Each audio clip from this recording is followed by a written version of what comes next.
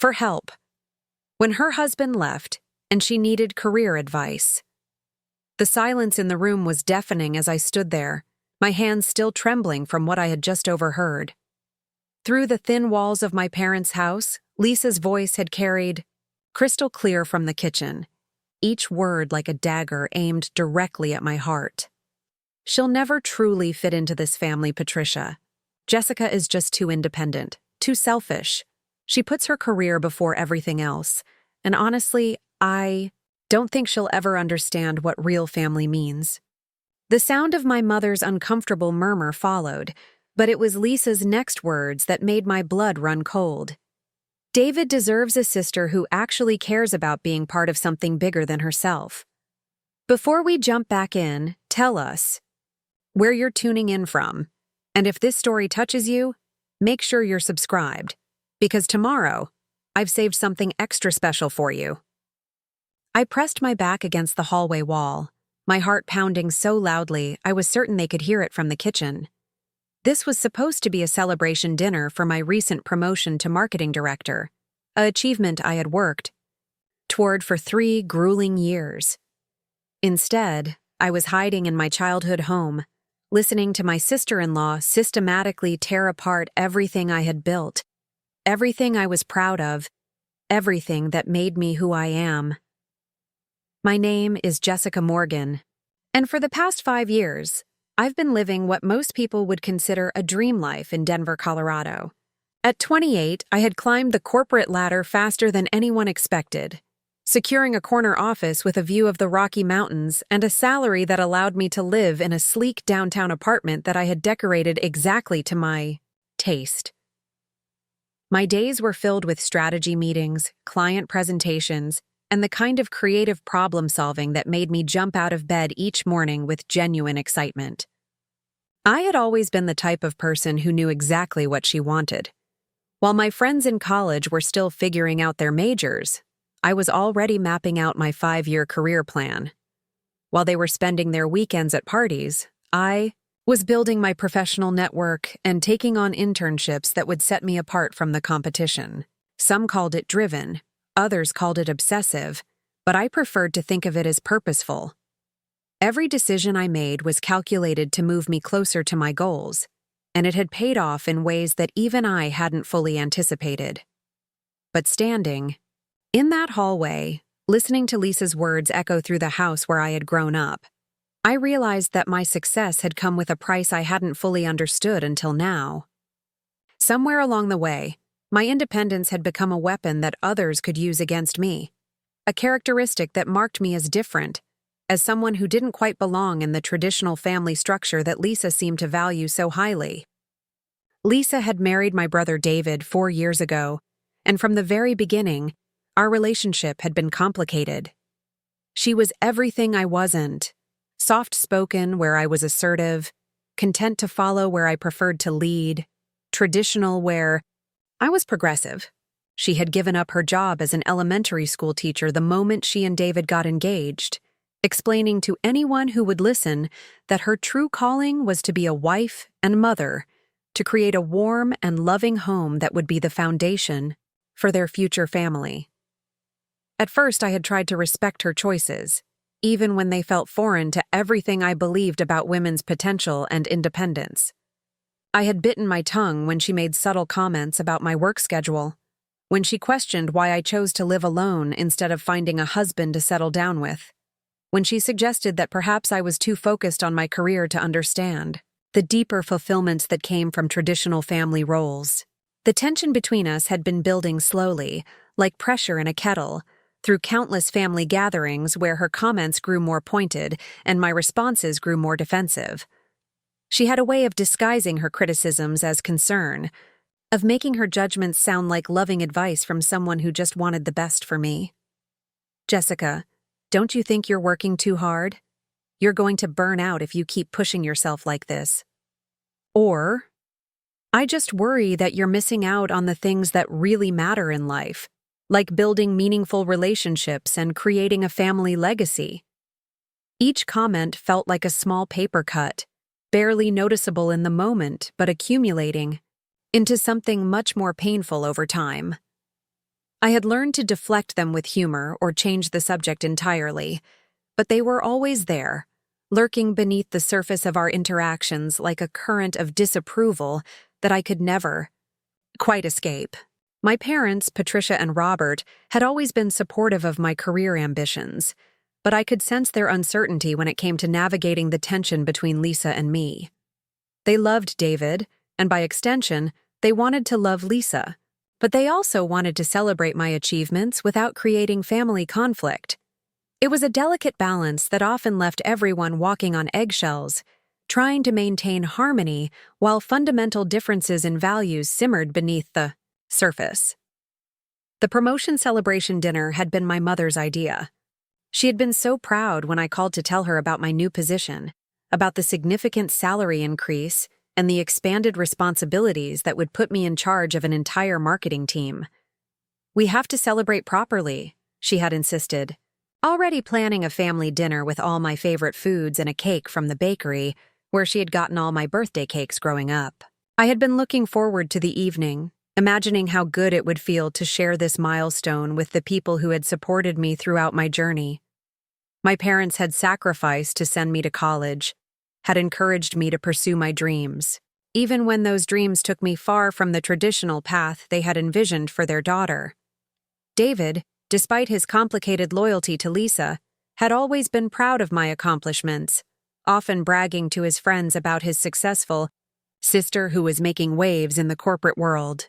But as I stood in that hallway, the celebration dinner forgotten, I realized that Lisa's resentment had been growing more toxic than I had ever imagined. This wasn't just about different life choices or personality conflicts. This was about something much deeper, something that threatened the very foundation of my relationship with my family. The house felt different now, charged with a tension that made the familiar walls seem foreign and unwelcoming. This was the same hallway where I had taken prom photos, where I had paced nervously before job interviews, where I had celebrated, getting into college and landing my first real job. But now it felt like enemy territory, a place where my achievements were viewed as character flaws and my independence was seen as a betrayal of family values. I could hear Lisa's voice continuing in the kitchen, her tone gaining confidence as she warmed to her theme. "I've tried to include her, Patricia, I really have. But she's always too busy, always has some work emergency or client meeting that's more important than family time. And when she does show up, she seems distracted, like she's mentally still at the office. It's hard to build a real relationship with someone who's never fully present." My mother's response was too quiet for me to make out clearly, but I could hear the diplomatic tone she used when she was trying to smooth over conflict without taking sides. It was a tone I had heard many times over the years, usually when she was trying to mediate between David and me during our childhood arguments. But hearing it now felt different, more painful somehow. "I'm not saying she's a bad person," Lisa continued, and I could almost picture her shaking her head with that expression of patient understanding she used when she wanted to appear reasonable and compassionate. "I just think she's lost sight of what really matters.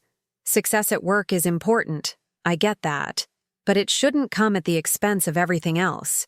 Family should come first, and I don't think Jessica has ever really understood that." The irony of her words hit me like a physical blow. Here was someone who had never met a professional challenge she couldn't walk away from, someone who had chosen the safety and security of traditional roles, lecturing me about priorities and understanding. I had worked 60-hour weeks to get to where I was, had sacrificed weekends and holidays, had made choices that sometimes kept me awake at night, wondering if I was missing out on something important. But I had never, not once, put my career before my family when it truly mattered. I thought about all the times I had rearranged my schedule to attend David's birthday parties, all the work calls I had taken in my car after family dinners because I couldn't leave early but couldn't completely disconnect either. I thought about the Christmas bonuses I had used to buy generous gifts for everyone, the time I had taken off work when my father had his heart surgery, the way I had supported David through his career changes and encouraged him to pursue his dreams even when they seemed impractical. But none of that seemed to matter to Lisa. In her narrative, I was the selfish career woman who had chosen ambition over love, success over connection, independence over belonging. It was a story that played into every stereotype about working women, every assumption about what it meant to prioritize professional achievement. And the worst part was that I could hear the grain of truth in her criticisms, the ways that my choices had sometimes created distance between me and the people I loved most. The sound of footsteps in the kitchen snapped me back to the present moment. I realized I had been holding my breath, my body tense with the effort of staying perfectly still and silent. The conversation was winding down, and soon they would be looking for me, wondering where I had disappeared to and why I wasn't helping with the dinner preparations as I usually did. I forced myself to move, to walk quietly toward the front door, and slip outside onto the porch where I could collect my thoughts and figure out how to handle what I had just learned. The cool Denver evening air hit my face, and I took several deep breaths, trying to process the emotions swirling through me like a tornado of hurt and anger and confusion. This was supposed to be my night, my moment to celebrate an achievement that represented years of hard work and dedication. Instead, I was standing on my parents' porch, questioning everything I thought I knew about my place in my own family. Lisa's words had revealed a depth of judgment and resentment that I hadn't seen coming.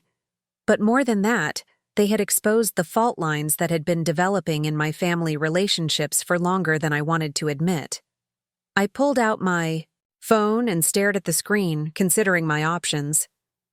I could call an Uber and leave, make some excuse about a work emergency, and avoid the confrontation entirely. I could go back inside and pretend I hadn't heard anything, smile through dinner, and let Lisa's words eat away at me in private. Or I could walk back into that kitchen and address what I had heard directly, force the conversation that we probably should have had years ago. But as I stood there weighing my choices, I realized that this moment was about more than just Lisa's opinion of me or even my relationship with my family. This was about who I was going to choose to be going forward, whether I was going to let other people's judgments define my worth, or whether I was going to stand firm in my convictions about the life I had built for myself. The front door opened behind me, and I heard my mother's voice calling my name. "Jessica? Are you out here, honey? We're just about ready to eat." Her tone was carefully cheerful, but I could hear the underlying tension that suggested she knew something was wrong, that she had sensed the shift in the evening's energy even if she didn't understand its source.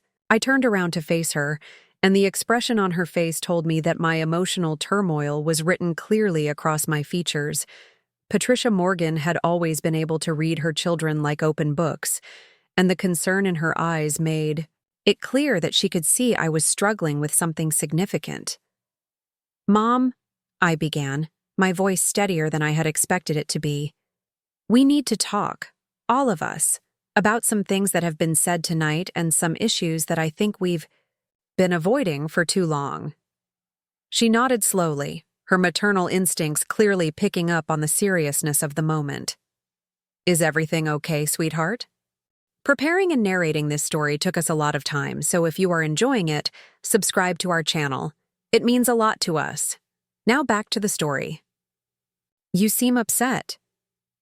I looked through the window into the warm, well-lit kitchen, where Lisa was helping my father arrange food on serving platters, where David was setting the table with the good china that only came out for special occasions.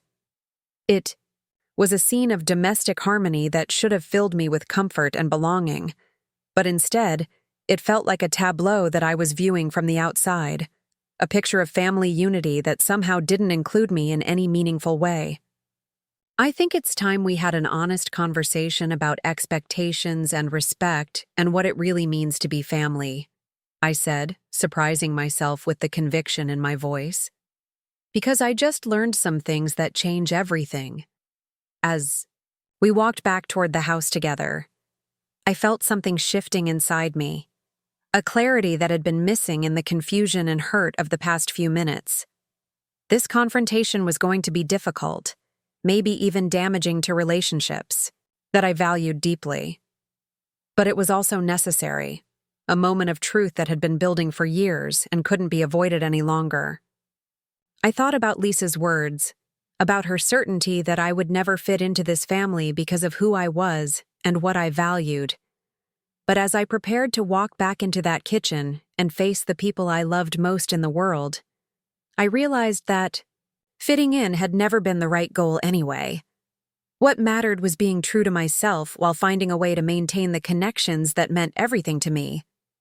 The real question wasn't whether I could change enough to meet Lisa's definition of family loyalty. The real question was whether my family could expand their definition of love and acceptance to include someone who had chosen a different path, but loved them just as deeply as anyone who had chosen a more traditional route. Tonight was going to be a test of everything I believed about family, independence, and the possibility of being both successful and connected, both ambitious and loving. And as I reached for the door handle, I knew that whatever happened next would define not just my relationship with Lisa, but my understanding of my own worth and my place in the world. The dining room felt like a courtroom as I walked back inside, my mother trailing behind me with worry etched across her face. The warm yellow light from the chandelier that had witnessed countless family celebrations now seemed harsh and unforgiving, casting sharp shadows across the faces of people I thought I knew intimately. Lisa looked up from arranging the roast on the serving platter, her smile bright and artificial, the same expression she wore during church socials when she wanted to appear perfectly composed. "There you are, Jessica. I was starting to wonder if you'd gotten lost in your own childhood home," she said with a laugh that didn't quite reach her eyes. "Your mom made your favorite dinner to celebrate your big promotion. Isn't that sweet?" David glanced up from folding napkins, his movements precise and methodical as always. He had inherited our father's need for order and routine, finding comfort in the small rituals that made life predictable. "Everything okay, Jess? You look a little pale." I stood at the threshold between the kitchen and dining room, studying the scene before me with new eyes. This was my family, the people who had shaped me and supported me. But tonight they felt like strangers performing roles in a play I hadn't been given the script for. The cognitive dissonance was overwhelming. How could the same woman who had just been systematically dismantling my character in the next room now be smiling at me with such apparent warmth? "Actually, David, I need to address something that happened while I was outside," I said, my voice steady despite the chaos in my chest. "Something I overheard that I think we all need to discuss." The temperature in the room seemed to drop several degrees. Lisa's hand stilled on the serving spoon, and I watched the color drain from her face as realization dawned. My father, who had been uncorking a bottle of wine with his usual ceremony, paused mid-motion, the corkscrew suspended in the air like a conductor's baton frozen between movements. "Jessica, honey, maybe we should—" my mother began, her voice carrying that peacekeeping tone she used when she sensed conflict brewing. "No, Mom. I think it's time we stop tiptoeing around things that need to be said." I moved into the dining room, claiming space at the table where I had done homework as a child, where I had announced my college acceptance, where I had shared news of every promotion and achievement that had marked my journey into adulthood. "Lisa, I heard what you said in the kitchen, about how I'll never fit into this family because I'm too independent, about how I'm selfish and don't understand what family means." The silence that followed was deafening. Lisa's mouth opened and closed like a fish gasping for air, her carefully constructed composure cracking around the edges. David set down the napkins and turned to look at his wife, confusion and concern warring across his features. "Lisa, what is she talking about?" he asked, his voice quiet but carrying an edge I rarely heard from my diplomatic brother. I didn't mean," Lisa stammered, her hands twisting together in a gesture I recognized as her tell when she was caught in an uncomfortable situation. "Jessica, you're taking things out of context. I was just expressing some concerns to your mother about how I put my career before everything else," I interrupted, my own voice gaining strength as I continued. "About how I'm never fully present, how I'm too busy for family time, about how I don't understand what really matters in life. I paused, letting each word hang in the air like an accusation. Did I miss anything, or would you like to repeat the rest of your character assassination? My father finally succeeded in opening the wine bottle, the cork coming free with a pop that sounded unnaturally loud in the tense atmosphere. He set the bottle down carefully, his movements deliberate as he processed what was unfolding in front of him. Lisa, he said, his voice carrying the weight of disappointment. Is this true? Did you really say these things about Jessica? The mask was fully off now, and I could see the real Lisa underneath. Not the sweet, supportive sister-in-law she pretended to be, but someone who had been harboring resentment and judgment for years. Her chin lifted slightly, a gesture of defiance that told me she was about to double down rather than apologize. Yes, I said those things, and I meant them, she declared, her voice gaining volume and conviction. Someone in this family needs to be honest about what's happening here. Jessica gets praised and celebrated for choices that are fundamentally selfish. She's 28 years old and has never put anyone else's needs before her own. When was the last time she helped with anything family-related? When was the last time she made a sacrifice for someone she supposedly loves? The accusation hit like a slap, and I felt my own anger rising to match hers. When was the last time I made a sacrifice? Let me think. How about when I used 3 weeks of vacation time to help Mom and Dad move into their new house? How about when I paid for David's certification courses when he wanted to change careers? How about when I took out a loan to help with Grandma's medical bills when insurance wouldn't cover her treatment? That's different, Lisa shot back, waving her hand dismissively. Writing checks isn't the same as actually being present, actually. Being emotionally available. You throw money at problems because it's easier than investing your time and attention. Lisa, that's enough, David said, but his voice lacked the firmness needed to actually stop the confrontation that was spiraling beyond anyone's control. No, it's not enough, I said, turning to face my brother directly.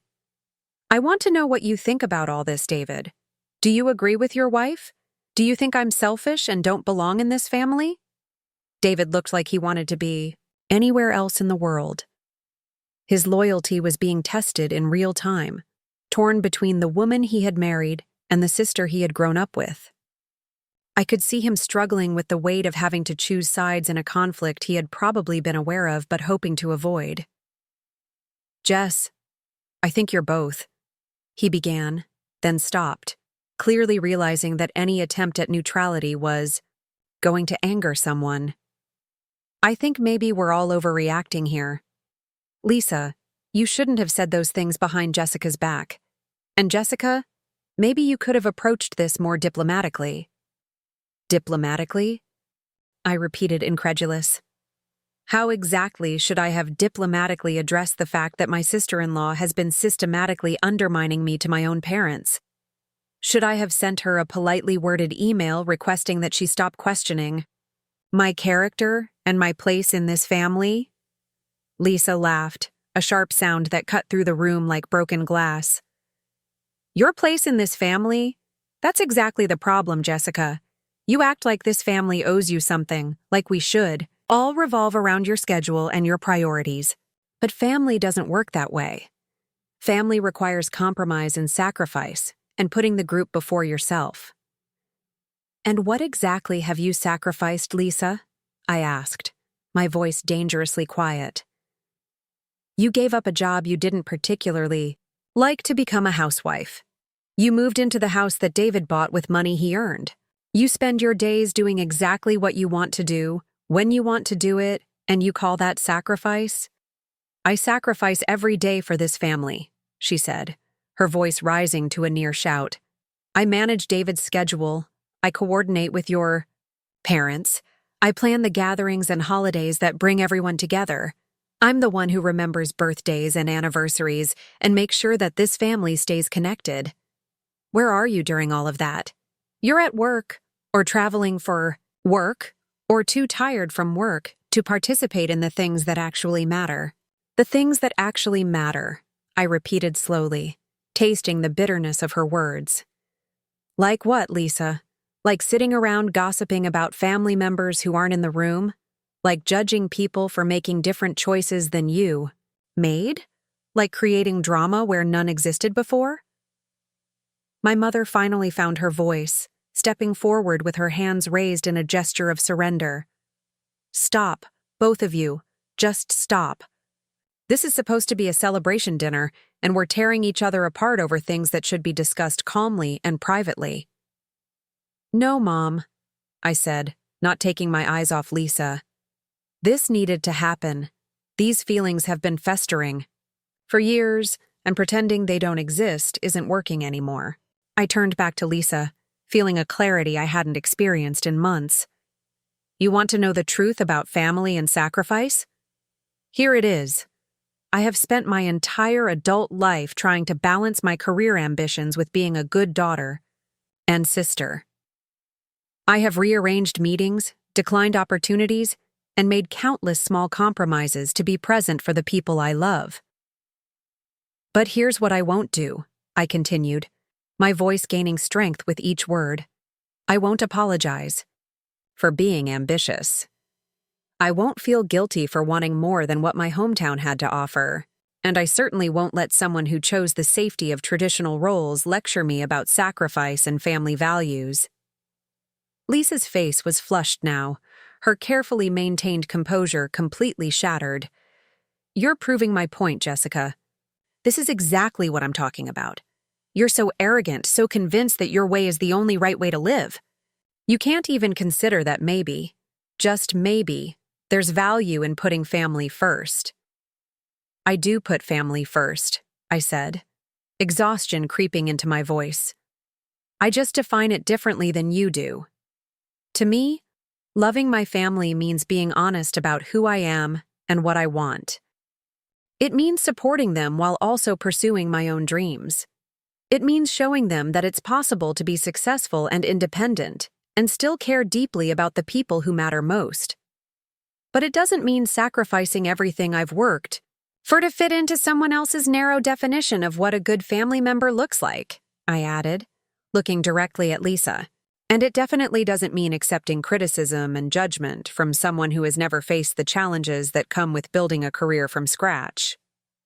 The room fell silent again, but this time the silence felt different, less charged, with potential explosion and more heavy with the weight of things that could never be unsaid. I looked around at my family, seeing them with new eyes, understanding for the first time the fundamental differences in how we viewed success, sacrifice, and what it meant to belong.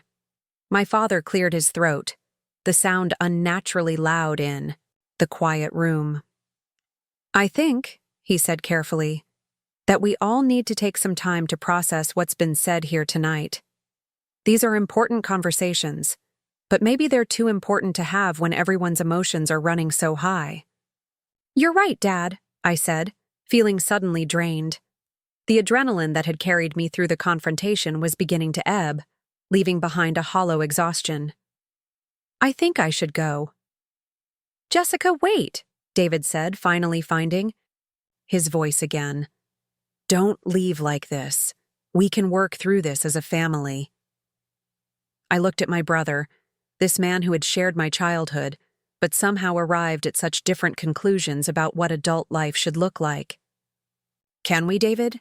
Because it seems like some members of this family have already decided that I don't really belong here unless I fundamentally change who I am.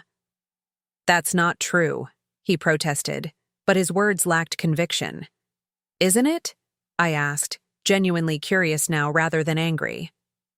Lisa made it pretty clear that my independence disqualifies me from being a real family member, and none of you seemed particularly surprised by her assessment, which tells me this has been a topic of conversation before tonight. My mother stepped forward, tears gathering in her eyes. Jessica, sweetheart, we love you exactly as you are. Your father and I are so proud of everything you've accomplished. We've never wanted you to be anything other than yourself. I know you love me, Mom, I said, my voice gentler now. But love and acceptance aren't always the same thing. and I'm starting to understand that some people can love you while still believing that you're fundamentally flawed. I gathered my purse and jacket, moving with the measured calm that comes after a storm has passed. I'm going to go home now. I need some time to think about all of this, to figure out what it means for how I move forward with this family.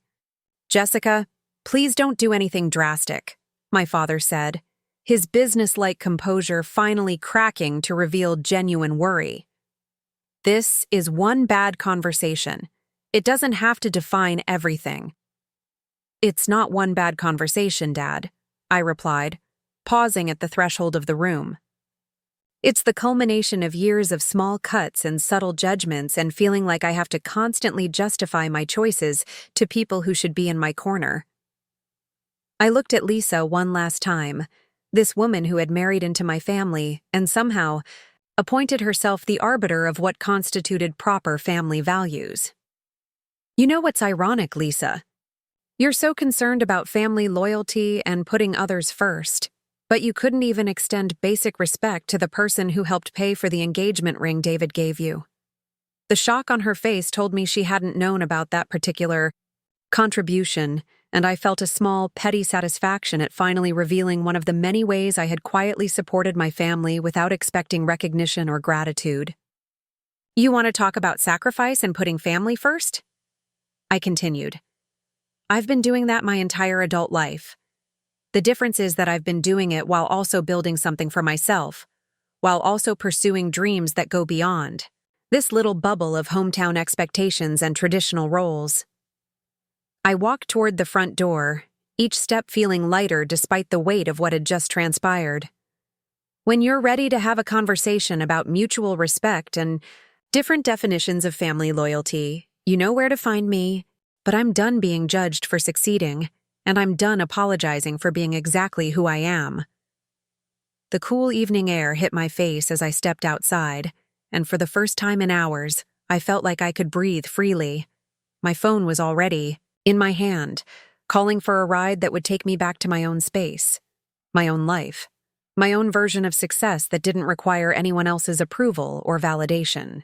As I waited on the front steps of my childhood home, I thought about the conversation that had just unfolded and what it meant for my future relationship with my family. The pain was real and sharp, but underneath it was something else, a sense of liberation, of finally being seen clearly even if that vision wasn't flattering. I had spent years trying to balance my ambitions with family expectations, believing that I could somehow satisfy both without compromising either. Tonight had shown me that some people would never be satisfied with my choices, would always see my independence as a character flaw rather than a strength. But it had also shown me something else, that I was stronger than I had given myself credit for, that I could stand up for myself and my values even when it meant facing the disapproval of people I loved. The confrontation had been painful, but it had also been necessary, a clearing of the air that had been needed for far too long. As my ride pulled up to the curb, I took one last look at the house where I had grown up, where I had learned about love and family and belonging. It would always be part of my story, but tonight had taught me that sometimes the people who love you most are also the ones who understand you least. And sometimes the bravest thing you can do is to choose yourself, even when that choice comes with a cost that feels almost too high to pay. The city lights of Denver glittered in the distance as we drove away, each light representing someone else's life, someone else's dreams, someone else's version of success and happiness. I was returning to my own light, my own dreams, my own carefully constructed life that reflected my values and priorities. It wasn't perfect, and it wasn't traditional, but it was authentically mine in a way that mattered more than I had previously understood. Tomorrow would bring new challenges, new decisions about how to move forward with relationships that had been fundamentally altered by tonight's revelations. But for now, I was content to sit in the back seat of a stranger's car, watching the familiar streets of my childhood fade into the distance, knowing that I had finally spoken my truth even when doing so had required a courage I hadn't been sure I possessed. 3 weeks passed before I heard from any of my family members again. The silence wasn't entirely unexpected, but it still stung in ways I hadn't anticipated. I threw myself into work with renewed focus, channeling the emotional turbulence into productive energy that impressed even my most demanding clients. The Mackenzie tech campaign I had been developing suddenly clicked into place, and I found myself working late into the evening, not because I had to, but because the creative process felt like a refuge from the complicated feelings swirling around my personal life. My downtown apartment had become my sanctuary during those weeks, the floor-to-ceiling windows offering a view of the city that reminded me daily of everything I had accomplished independently. I had designed this space to reflect exactly who I was: clean lines, bold colors, art from local galleries, and a home office that could rival any corporate boardroom. Every piece of furniture, every decorative choice, every carefully curated detail spoke to my success and my autonomy. But even in my perfectly crafted environment, I couldn't shake the lingering effects of that dinner conversation. Lisa's words had lodged themselves in my consciousness like splinters, forcing me to examine my relationships and my choices from angles I had never considered before. Was I really as selfish as she claimed? Had my pursuit of professional success created blind spots in my emotional intelligence? These questions followed me through my morning routines and haunted my evening wind-down rituals. The call came on a Tuesday morning while I was reviewing quarterly reports and preparing for a presentation that could secure the largest contract in my company's history. My phone buzzed with David's name on the screen, and I stared at it for several rings before deciding to answer. We hadn't spoken since that disastrous dinner, and I had no idea what to expect from this conversation. Jess? His voice sounded strained, older somehow, as if the past few weeks had aged him considerably. Do you have a few minutes to talk? I'm at work, David, but I can spare some time. What's going on? I kept my voice neutral, professional, the same tone I used with difficult clients who required careful handling. It's about Lisa, he said, and I could hear him taking a deep breath on the other end of the line. Things have been complicated since that night. We've been fighting a lot, and she's been saying some things that I think you deserve to know about. I leaned back in my office chair, watching the morning traffic move along the street below my window. What kind of things, David? She's been talking to other family members, he said quietly. Calling our cousins, talking to Aunt O, Margaret, even reaching out to some of Mom and Dad's friends. She's been telling them her version of what happened at dinner, making it sound like you attacked her unprovoked and said horrible things about traditional family values. The betrayal hit me like a physical blow. It was one thing for Lisa to judge me within the confines of our immediate family, but spreading her narrative to extended family and family friends felt like a deliberate campaign to damage my reputation and relationships. What exactly is she telling them? She's saying that you've become arrogant and dismissive of anyone who doesn't share your career-focused lifestyle, David continued, his voice heavy with what sounded like shame. She told Aunt Margaret that you called her stupid for choosing to be a housewife. She told Cousin Jennifer that you think less of people who prioritize family over professional achievement. I felt my jaw clench as I processed this information. None of that was even remotely close to what I had actually said, but I could see how Lisa might twist my words to support her victim narrative. David, you know that's not what happened. You were in the room. I know, he said quickly. That's why I'm calling. I've been trying to get her to stop, to clarify what really happened, but she won't listen. She keeps saying that you need to learn that actions have consequences, that maybe losing some family relationships will teach you to value them more. The calculated cruelty of Lisa's campaign became clear to me in that moment. This wasn't just about our personal conflict anymore. She was systematically trying to isolate me from my extended family, to poison relationships that had nothing to do with our disagreement about independence and family roles. It was a level of vindictive behavior I hadn't expected, even from Someone I now knew didn't particularly like me. "There's something else," David continued, his voice dropping even lower. "She's been pressuring me to choose sides. She wants me to call you and tell you that unless you apologize to her and promise to make more effort to prioritize family activities, we won't be able to maintain a relationship." I laughed, but there was no humor in the sound. "Let me guess. She wants me to apologize for defending myself against her character assassination. She wants me to promise to attend more family gatherings where she can continue to judge and criticize my life choices." "Jess, I'm not going to do that," David said firmly, and for the first time in our conversation, he sounded like the brother I remembered from our childhood. "I think what she's doing is wrong, and I've told her so, but she's my wife, and I'm trying to figure out how to handle this situation without destroying my marriage." I understood his dilemma more than I wanted to admit. Marriage required a certain level of loyalty and solidarity, even when your spouse was behaving badly. But it still hurt to know that my brother was caught between supporting me and keeping peace in his own home. "I don't expect you to choose between us, David," I said, meaning it, even though part of me wanted him to choose me, to validate my side of the story with his unwavering support. "But I also won't apologize for standing up for myself, or promise to change who I am to make Lisa more comfortable."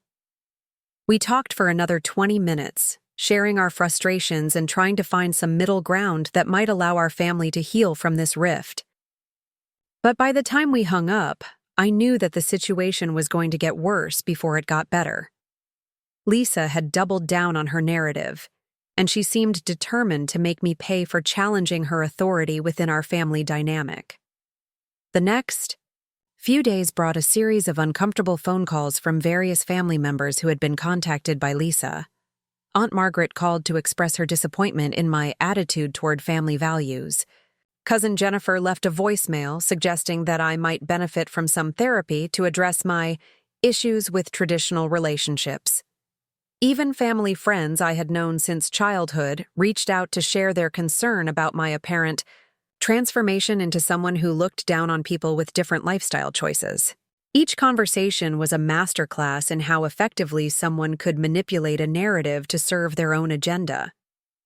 Lisa had taken the grain of truth from our confrontation, that I had indeed challenged her criticism of my independence, and woven it into a story that painted me as an elitist who had lost touch with her roots and developed contempt for anyone who didn't share her ambitious lifestyle.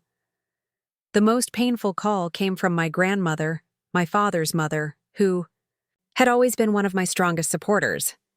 At 85, she had lived through enough family drama to recognize manipulation when she saw it, but even she seemed confused by the conflicting stories she was hearing. "Jessica, dear," she said in her gentle voice that always made me feel like a cherished child, "I've been hearing some concerning things about conflicts within the family. Lisa called me yesterday, very upset, saying that you had some harsh words about her choices, and that you seemed to think less of her for being a homemaker." I closed my eyes, feeling the weight of having to defend myself against lies to the woman who had taught me to value honesty above all else. "She's been telling them her version of what happened at dinner, making it sound like you attacked her unprovoked and said horrible things about traditional family values." The betrayal hit me like a physical blow. It was one thing for Lisa to judge me within the confines of our immediate family, but spreading her narrative to extended family and family friends felt like a deliberate campaign to damage my reputation and relationships. What exactly is she telling them? "She's saying that you've become arrogant and dismissive of anyone who doesn't share your career-focused lifestyle," David continued, his voice heavy with what sounded like shame. "She told Aunt Margaret that you called her stupid for choosing to be a housewife. She told Cousin Jennifer that you think less of people who prioritize family over professional achievement." I felt my jaw clench as I processed this information. None of that was even remotely close to what I had actually said, but I could see how Lisa might twist my words to support her victim narrative. "David, You know that's not what happened. You were in the room. I know, he said quickly. That's why I'm calling. I've been trying to get her to stop, to clarify what really happened, but she won't listen. She keeps saying that you need to learn that actions have consequences, that maybe losing some family relationships will teach you to value them more. The calculated cruelty of Lisa's campaign became clear to me in that moment. This wasn't just about our personal conflict anymore. She was systematically trying to isolate me from my extended family, to poison relationships that had nothing to do with our disagreement about independence and family roles.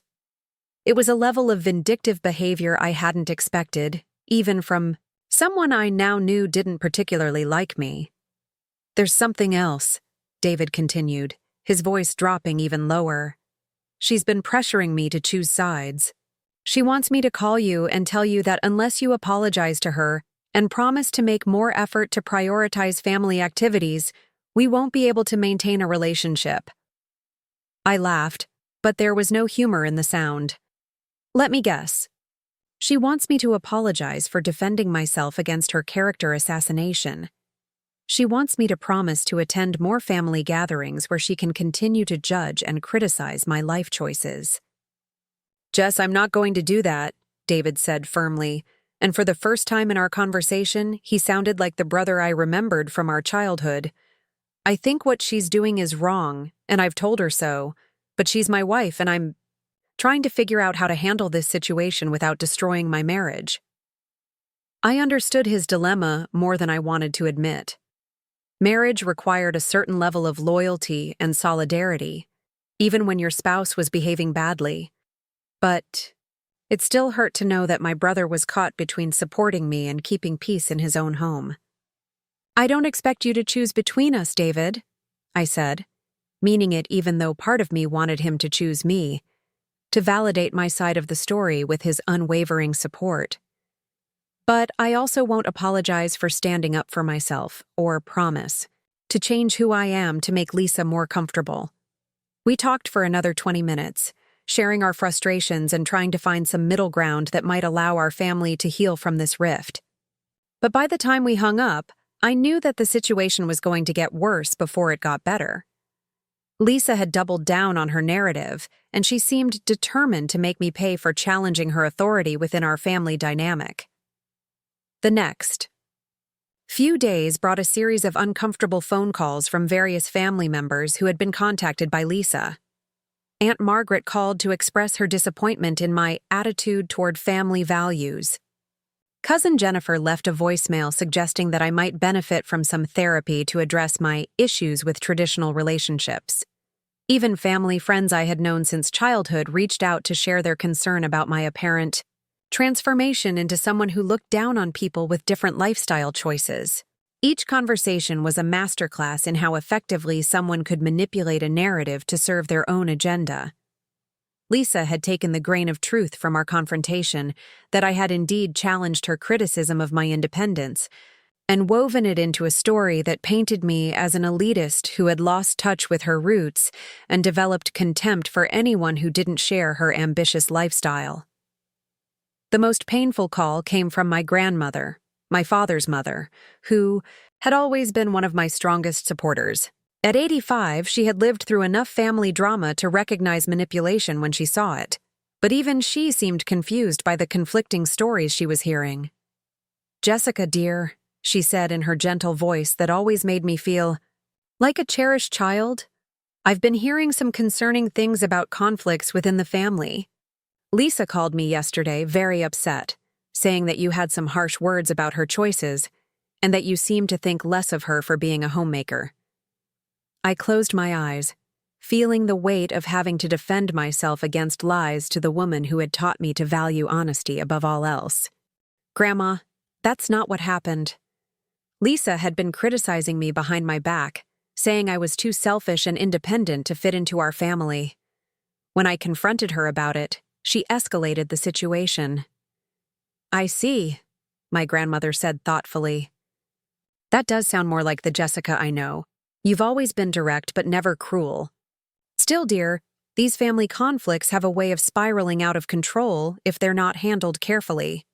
We talked for an hour, and by the end of our conversation, I felt somewhat better knowing that at least one family member was willing to hear my side of the story without prejudgment. But the damage Lisa was doing to my relationships with others was becoming increasingly clear, and I realized I needed to develop a strategy for protecting myself while also preserving the family connections that truly mattered to me. The breaking point came exactly 4 weeks after the dinner confrontation, when I received a group text message that had been sent to our entire extended family. The message was from Lisa, and it was positioned as a heartfelt appeal for family unity and understanding. But reading between the lines, it was actually a sophisticated piece of emotional manipulation designed to further cement her victim narrative while making me look like the aggressor who was tearing the family apart. The message read, "Family is the most precious gift we have, and I've been heartbroken by the conflict that has been dividing us lately. I want everyone to know that despite the hurtful things that have been said about my choices and my character, I harbor no resentment toward anyone.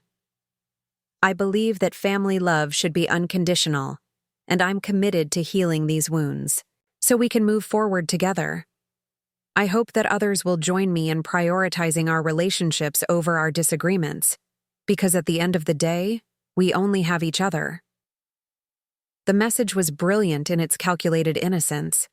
To anyone who didn't know the full story, Lisa sounded like a peacemaker, a loving family member who was trying to rise above petty conflicts for the sake of family harmony. But every phrase was carefully chosen to reinforce her position as the wronged party while making me look like someone who had said hurtful things about her choices and character. I stared at my phone screen, reading the message multiple times and feeling my anger build with each pass. This wasn't an attempt at reconciliation. It was a public relations campaign designed to win the court of family opinion. Lisa was positioning herself as the mature, forgiving family member, while subtly reminding everyone that I was the one who had created this conflict in the first place. But as I sat in my office that afternoon, watching the sunset paint the Denver skyline in shades of gold and orange, something shifted in my perspective. Lisa's campaign was revealing more about her character than it was about mine. The fact that she felt the need to manipulate our extended family members, to twist the truth to serve her agenda, showed a level of insecurity and vindictiveness that I hadn't fully appreciated before. More importantly, her behavior was creating an opportunity for me to respond with the kind of grace and dignity that would speak volumes about who I really was. Instead of engaging in her game of family politics and narrative manipulation, I could choose to take the high road, to let my actions and my genuine relationships speak for themselves. I spent that evening crafting my own message to the family, but unlike Lisa's carefully constructed emotional manipulation, mine was straightforward and honest. I wrote, "I want our family to know that I love all of you deeply, and I'm committed to maintaining the relationships that matter most to me. Recent conflicts have been difficult, but they've also clarified my values and my priorities. I won't be defending myself against mischaracterizations of my words or intentions, but I will always be available for honest, direct conversations with anyone who wants to understand my perspective. Family is indeed precious, and true family. Love includes acceptance of different paths and choices." I read the message several times before sending it, making sure it struck the right tone of dignity without defensiveness, clarity without aggression. When I finally hit send, I felt a sense of peace settle over me that I hadn't experienced since this whole situation began. The responses came quickly and revealed more about my family dynamics than years of normal interaction had shown me. Some relatives responded with supportive messages, expressing their love and their desire to stay out of the conflict. Others remained conspicuously silent, perhaps unsure of which side to support or preferring to avoid the drama entirely. But the most revealing response came from my Uncle Robert, my father's brother, who called me directly rather than responding to the group message. "Jessica," he said without preamble, "I've been watching the situation unfold. and I think you should know that not everyone is buying Lisa's version of events. Your message today showed a lot of class, and it reminded me of the strong, principled woman you've always been. We talked for over an hour, and Uncle Robert shared some insights about family dynamics that helped me understand what was really happening beneath the surface of this conflict. Lisa feels threatened by you, he said bluntly. She married into this family expecting to be the daughter-in-law who would be celebrated for traditional values and family devotion. But your success and independence make her choices look less significant by comparison, and she can't handle that. His analysis made perfect sense and helped me see Lisa's behavior through a lens of insecurity rather than pure malice. She wasn't just criticizing my choices. She was defending her own choices against what she perceived as implicit judgment. The fact that I had never actually judged her lifestyle didn't matter. My very existence as a successful, independent woman felt like a critique of her decision to prioritize traditional roles. The thing is, Uncle Robert continued, your success doesn't diminish her contributions to the family. There's room for both approaches, both sets of values. But Lisa seems to see it as a zero-sum game where one of you has to be wrong in order for the other to be right. That conversation helped me develop a new strategy for dealing with the ongoing family drama. Instead of trying to defend myself against Lisa's accusations or counter her narrative manipulation, I would simply continue being myself, successful, independent, and genuinely loving toward my family members. Time would reveal the truth about my character more effectively than any argument or defense I could mount. Over the following weeks, I watched Lisa's campaign begin to lose steam as people started to see through her manipulation tactics.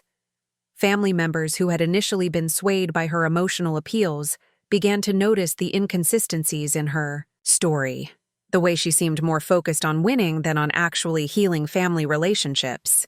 Meanwhile, I continued to show up authentically in my interactions with family members who were open to maintaining genuine relationships with me. I sent thoughtful birthday cards, remembered important dates, offered help when it was needed, and generally demonstrated through my actions that my independence and career success hadn't diminished my capacity for love and family loyalty. The contrast between Lisa's words about family values and her divisive behavior became increasingly apparent to anyone who was paying attention. While she talked about the importance of family unity, her actions were actively creating division and conflict. While she positioned herself as someone who prioritized relationships over personal interests, she was actually prioritizing her own narrative over the well-being of family relationships. By the end of those tumultuous weeks, I had gained something I hadn't expected from this painful experience: clarity about who I was and what I stood for, and confidence in my ability to maintain my integrity even when under attack. Lisa's attempt to diminish me had actually strengthened my sense of self and revealed the depth of my character in ways that success alone never could have accomplished. I also gained a deeper understanding of family dynamics and the ways that people can love each other while still struggling with fundamental differences in values and priorities. Not every family conflict can be resolved through compromise and understanding, but that doesn't mean the relationships have to be completely severed. Sometimes the healthiest approach is to maintain loving connections while accepting that some family members will never fully understand or approve of your choices. As I prepared for what would become the final phase of this family drama, I felt equipped with wisdom and strength I hadn't possessed before this crisis began. Lisa's manipulation campaign had been designed to isolate and diminish me, but it had actually clarified my values and strengthened my resolve to live authentically, regardless of others' approval or disapproval. The first indication that Lisa's carefully constructed world was beginning to crumble came through my mother's hesitant phone call on a rainy Thursday evening in late November. I was at home, reviewing proposals for a major client presentation, when my phone rang with that particular tone that meant family drama was about to intrude on my peaceful evening routine. "Jessica, honey," my mother began, her voice carrying that careful quality she used when she was trying to navigate sensitive territory without causing offense. I hope I'm not interrupting anything important, but I wanted to talk to you about David and Lisa.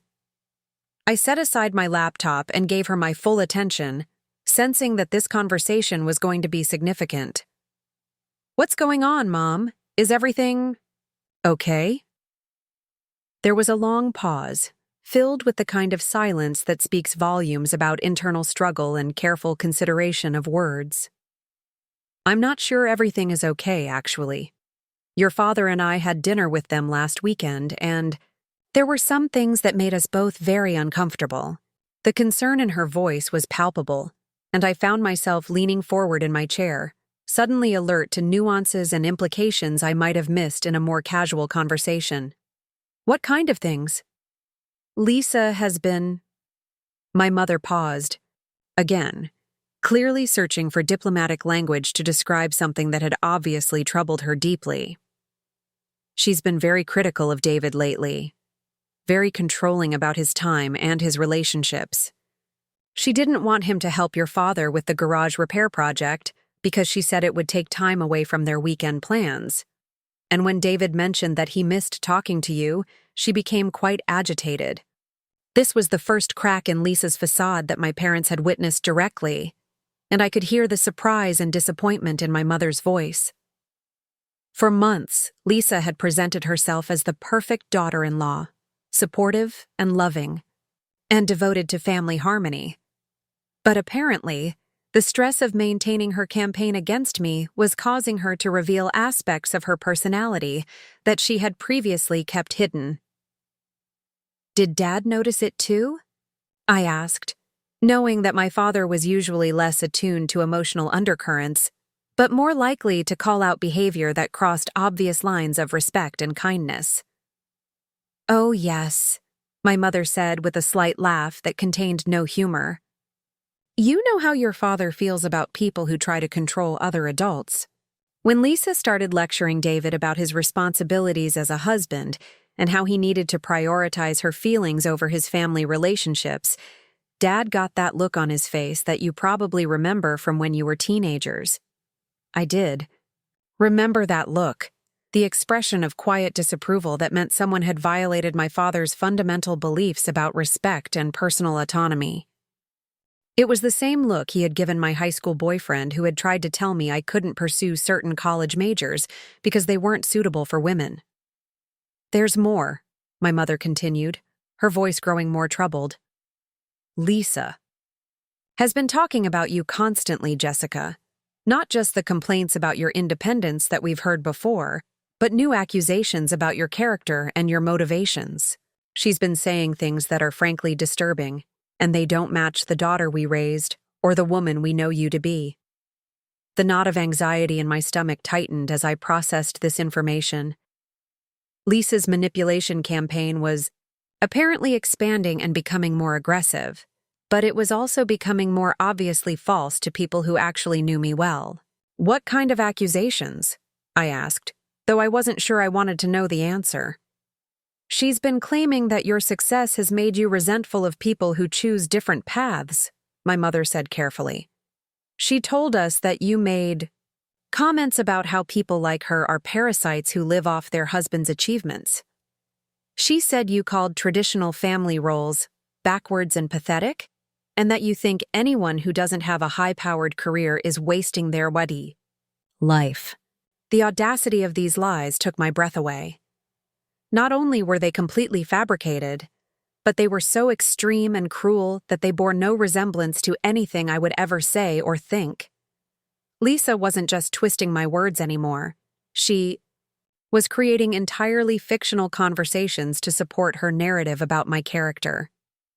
Mom, you know I would never say those things, I said, my voice steady despite the anger building in my chest.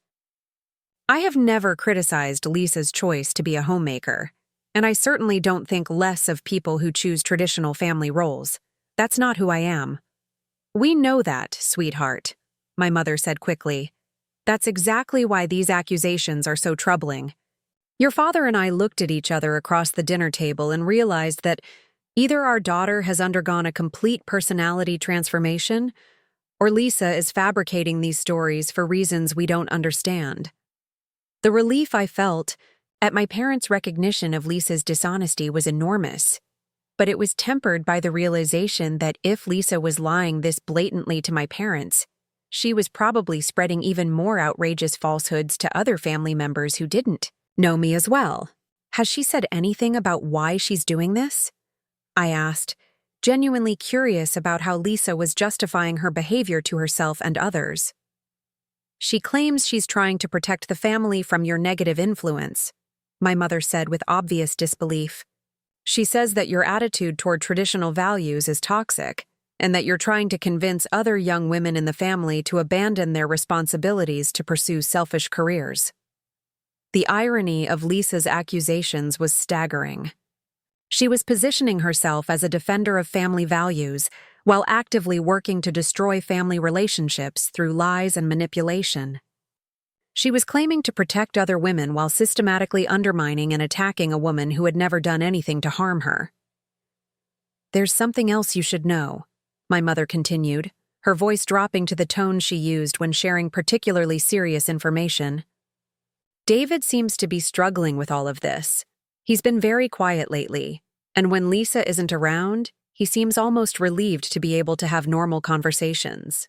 Your father thinks David is starting to see through some of Lisa's behavior, but he's in a very difficult position." I felt a pang of sympathy for my brother, caught between his loyalty to his wife and his growing awareness that her behavior was becoming increasingly problematic. Marriage was supposed to be a partnership built on trust and mutual support, but Lisa seemed to be demanding that David choose between supporting her campaign against me and maintaining his own integrity and family relationships. "What do you think I should do, Mom?" I asked, genuinely uncertain about how to navigate this increasingly complex situation. "Nothing," she said firmly, surprising me with the decisiveness of her response. "You should continue being exactly who you are, treating people with kindness and respect, and living your life according to your own values. The truth has a way of revealing itself, and Lisa's lies are becoming so outrageous that people are starting to question them. Your father and I have decided that we're not going to enable this behavior anymore," she continued. "We're not going to nod politely when Lisa makes these accusations, and we're not going to pretend that her version of events makes sense when we know it doesn't. We love David, and we want his marriage to work, but not at the expense of watching our daughter be systematically slandered." The conversation with my mother marked a turning point in the family dynamic, but the real validation of her assessment came 2 weeks later when I received an unexpected call from my cousin Jennifer, the same cousin who had initially been swayed by Lisa's narrative and had suggested I might benefit from therapy to address my issues with traditional relationships. "Jessica," Jennifer began, her voice carrying a note of embarrassment that immediately told me this was going to be an apology of some kind. "I owe you a huge apology, and I need to tell you about some things that have been happening in our family conversations." I settled into my office chair, preparing for what I suspected would be an enlightening conversation about Lisa's continued manipulation efforts and their diminishing effectiveness. "Lisa has been calling me regularly," Jennifer continued, "trying to get me to support her position about your behavior and your attitude toward family. At first, her stories seemed believable because they played into stereotypes about successful career women becoming disconnected from their roots. But the more she talked, the more extreme her accusations became, and I started to realize that something didn't add up." Jennifer went on to describe how Lisa's lies had become increasingly elaborate and contradictory, painting a picture of me that was so cartoonishly villainous that it couldn't possibly be accurate. According to Lisa's latest stories, I had apparently told David that his marriage was holding him back from his potential, had criticized our parents for being too traditional in their expectations, and had even suggested that having children was a waste of a woman's intellectual capacity. "The breaking point came when she told me you had said that homemakers were essentially freeloaders who contributed nothing to society," Jennifer said, her voice filled with disgust. I've known you your entire life, Jessica. I've watched you support family members, celebrate their achievements, and respect their choices even when they were different from yours. There was no way you would ever say something so cruel and dismissive. Jennifer's recognition of Lisa's lies was gratifying, but what came next was even more revealing about the scope of Lisa's manipulation campaign. I started talking to other family members about these accusations, Jennifer continued, and I discovered that Lisa has been telling different stories to different people, tailoring her lies to what she thinks each person wants to hear. She told Aunt Margaret that you criticized religious families for being narrow-minded. She told Cousin Sarah that you said staying home with children was intellectual suicide. She told Uncle Robert that you thought small-town values were for people who lacked ambition. The systematic nature of Lisa's deception was breathtaking in its calculation and cruelty. She had crafted specific lies designed to appeal to each family member's particular sensitivities and values, creating a web of falsehoods that would have been difficult to unravel if people hadn't started comparing notes. But here's the thing, Jennifer said, her voice gaining strength and conviction. When we all started talking to each other, we realized that Lisa's stories were not only contradictory, but impossible. You couldn't have said all these things to all these different people without someone having witnesses or some kind of evidence. And more importantly, none of us could reconcile these alleged statements with the Jessica we actually know. The collapse of Lisa's narrative was apparently happening organically as family members began to apply critical thinking to her accusations and compare them with their own experiences and knowledge of my character.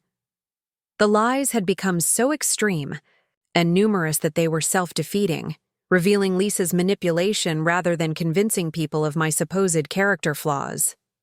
I think you should also know, Jennifer added, that David has been reaching out to some of us privately, trying to understand what's been happening. He seems really confused and upset about the whole situation, and I get the impression that he's starting to question some of the things Lisa has been telling him.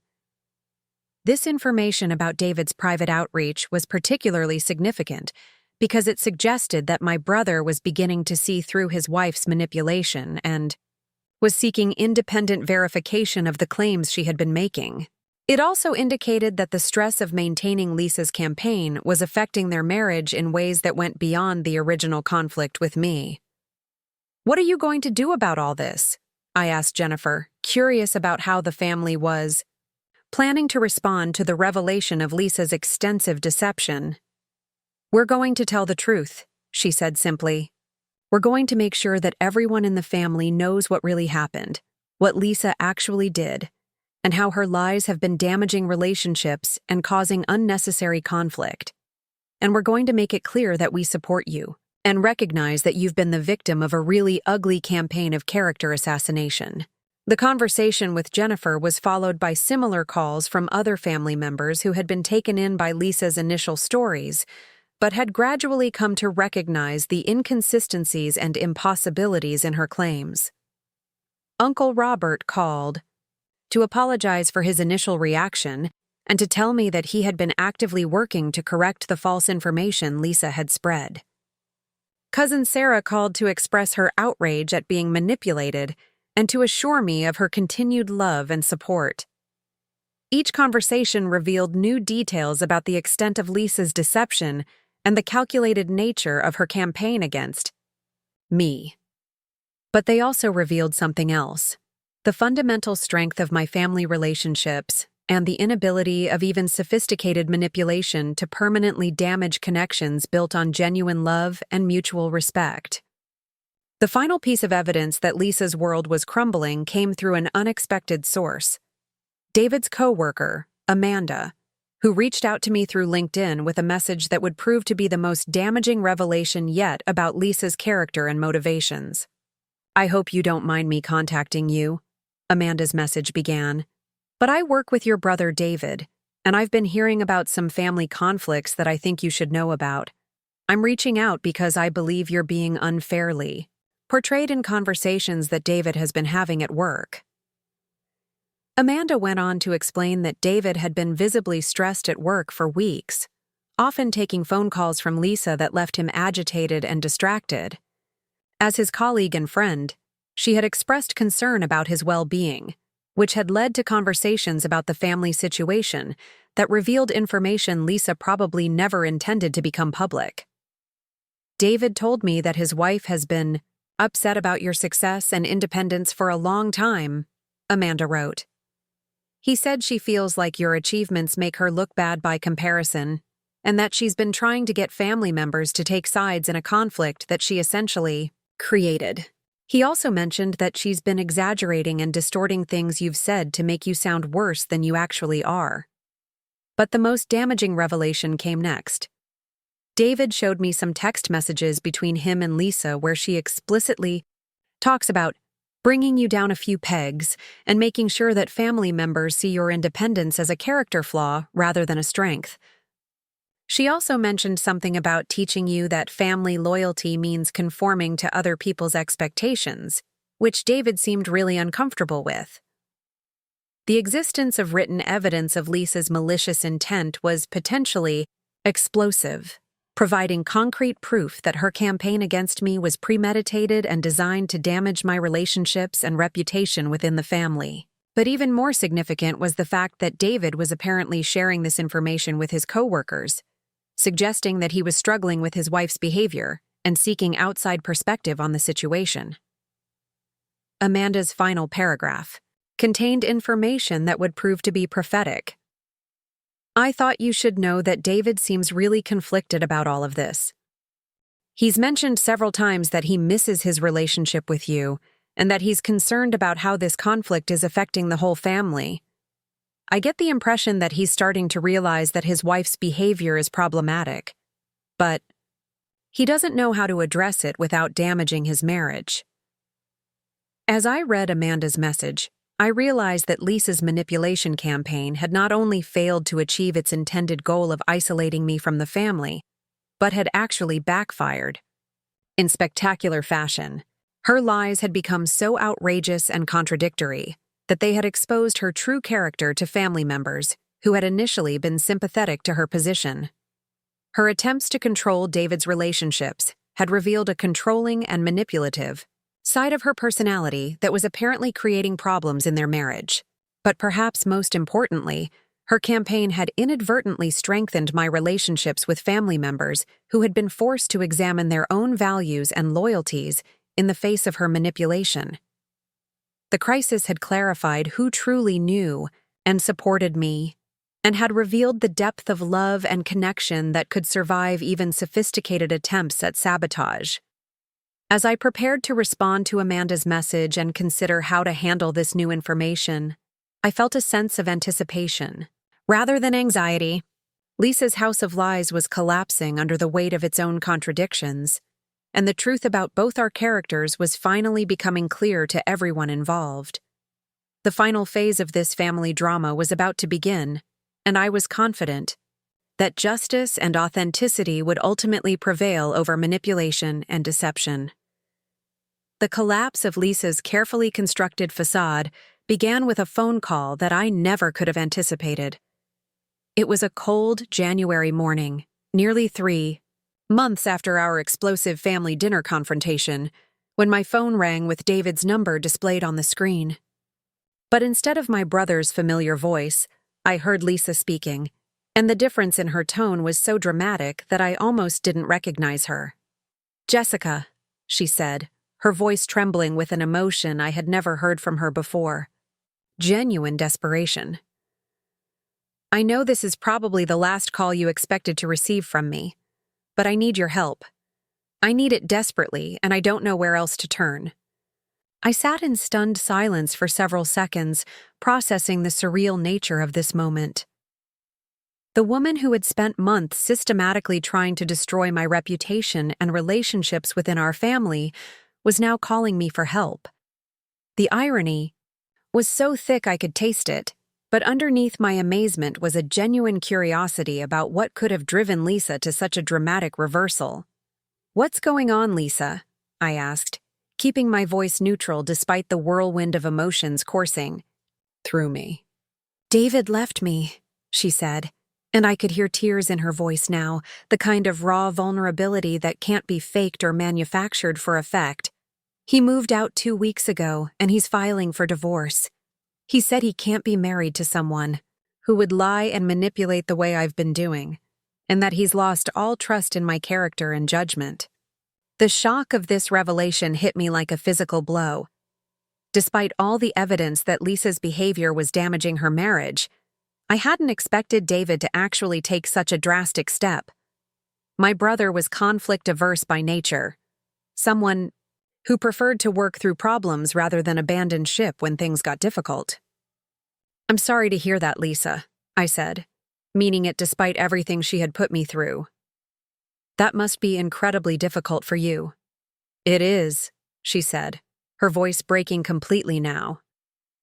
"But that's not the only thing that's fallen apart. I lost my job last week, the job I finally got after being out of the workforce for so long, and I can't afford the house payments on my own, so I'm going to have to move out by the end of the month." I found myself leaning forward in my chair, drawn into the story despite my complicated feelings about the person telling it. "What happened with your job?" "It's a long story," Lisa said with a bitter laugh that contained no humor whatsoever. "But the short version is that my lies about you caught up with me in ways I never saw coming. It turns out that your reputation in this city is a lot stronger than I realized, and when people started hearing the things I had been saying about you, it reflected badly on my character and judgment." The pieces of Lisa's downfall were starting to come together in my mind, and I could see how her campaign against me had created a domino effect that ultimately destroyed multiple aspects of her life. But I still didn't understand why she was calling me or what kind of help she thought I could possibly provide given the history between us. "Lisa, I still don't understand why you're calling me," I said gently. "What is it that you think I can do to help you?" There was a long pause, filled with the sound of her struggling to compose herself enough to speak coherently. When she finally found her voice again, her words came out in a rush, as if she was afraid she would lose her courage if she didn't say everything at once. "I need career advice," she said, her voice barely above a whisper. "I need help figuring out how to rebuild my professional life after being out of the workforce for so long. I need guidance on how to present myself to potential employers, how to explain the gaps in my resume, how to convince people that I'm worth taking a chance on despite my mistakes." The irony of this request was so profound that I had to take several deep breaths to process it fully. The woman who had spent months criticizing my career focus and independence was now asking me to help her develop her own career and independence. The woman who had claimed that traditional family roles were more valuable and meaningful than professional achievement was now desperately seeking the kind of professional success she had previously dismissed. "You want career advice from me," I said slowly, making sure I understood correctly. "From the woman you've been telling everyone is too selfish and career-obsessed to understand what really matters in life." "I know how this sounds," Lisa said quickly, her voice filled with shame and desperation. "I know I have no right to ask you for anything after what I've done. But Jessica, you're the most successful person I know, and you're the only one who might understand what it's like to try to build something meaningful in the professional world. I've burned bridges with almost everyone else in our family, and I don't have anyone else to turn to." The vulnerability in her voice was unlike anything I had ever heard from Lisa before. Gone was the confident, judgmental woman who had appointed herself the arbiter of family values and proper behavior. In her place was someone who had been stripped of everything she thought she could count on and was facing the terrifying prospect of having to rebuild her life from scratch. "Tell me what happened," I said, settling back in my chair and preparing to hear a story that I suspected would be both tragic and enlightening. "Start from the beginning, and don't leave anything out." What followed was the most honest conversation Lisa and I had ever had. A raw and unfiltered account of how her campaign against me had spiraled out of control and ultimately destroyed the life she had worked so hard to build and protect. According to Lisa, The problems had started when David began questioning her increasingly elaborate stories about my supposed character flaws and cruel comments. As a detail-oriented accountant, David had always been good at spotting inconsistencies and logical gaps, and he had started asking Lisa for specific details about when and where these alleged conversations had taken place. At first, I thought I could just provide more details to make the stories seem more believable, Lisa explained, her voice filled with regret. But David knows you really well, and he started pointing out that some of the things I claimed you said didn't match your personality or your values. He wanted to know why I hadn't mentioned these incidents when they supposedly happened, why there were never any witnesses, why the stories kept changing and getting more extreme. The pressure of maintaining her lies had apparently taken a significant toll on Lisa's mental state and her relationship with David. She described sleepless nights spent trying to keep her stories straight, arguments with David that escalated when he pressed for truth she couldn't provide, and a growing sense of panic as she realized that her deception was becoming unsustainable. The breaking point came when David found my phone and saw all the text messages I had been sending to family members, Lisa continued, her voice heavy with shame. He read everything. All the lies I had told about you. All the manipulation I had used to try to turn people against you. All the planning I had done to damage your relationships with people who love you.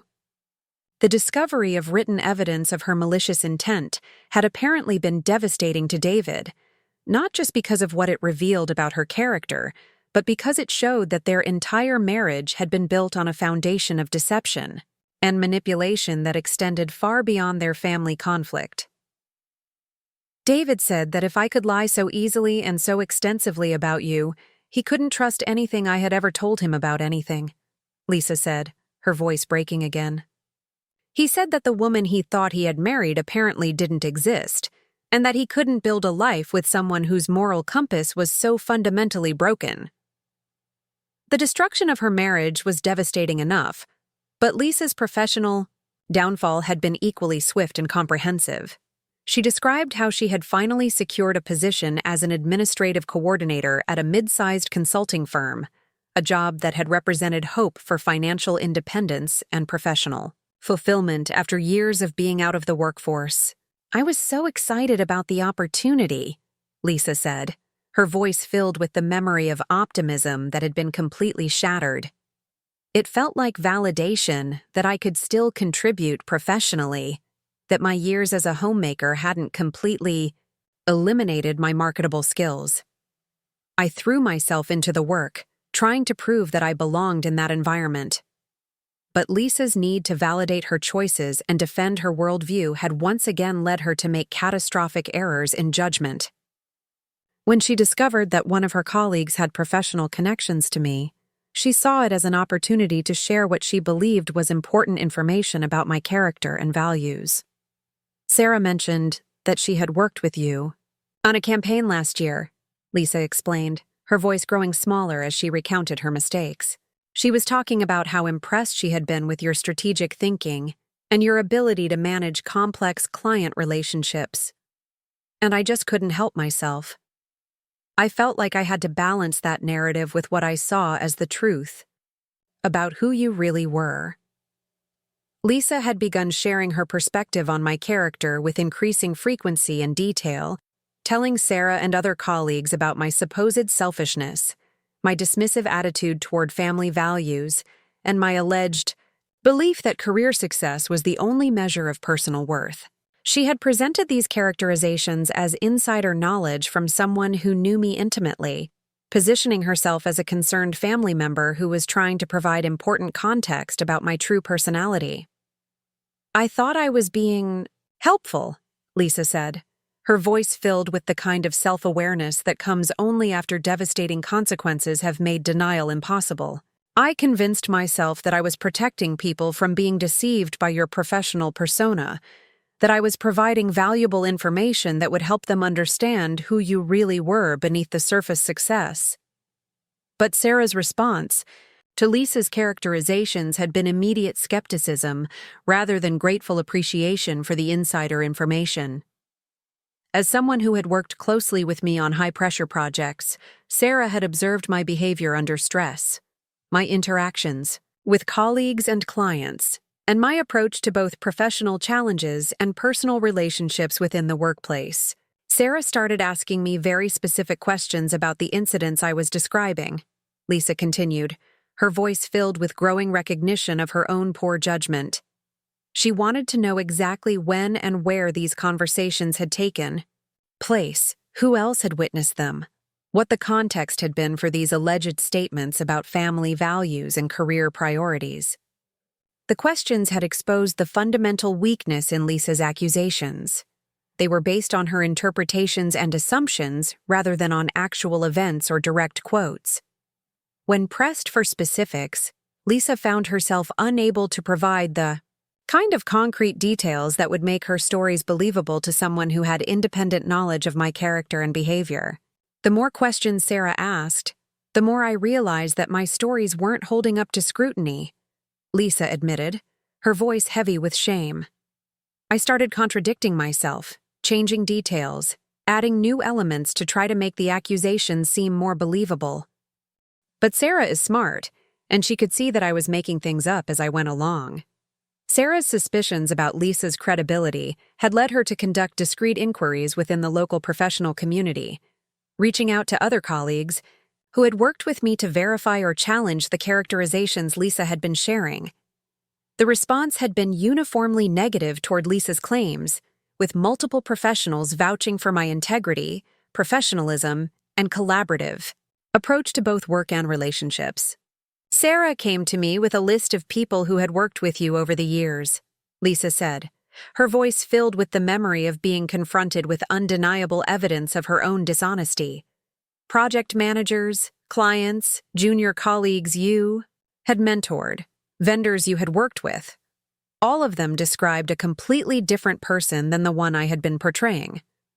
The professional community's defense of my reputation had not only discredited Lisa's accusations, but had also revealed the extent to which she had been willing to fabricate negative information about a family member. Sarah had shared her concerns with their supervisor, who had conducted his own investigation into Lisa's claims and quickly determined that she was spreading false information about a well-regarded member of the local business community.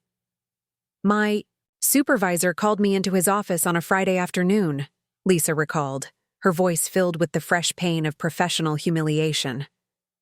He had printed out emails from 6 different people who had worked with you, all of them expressing shock and concern that someone would spread the kind of false information I had been sharing.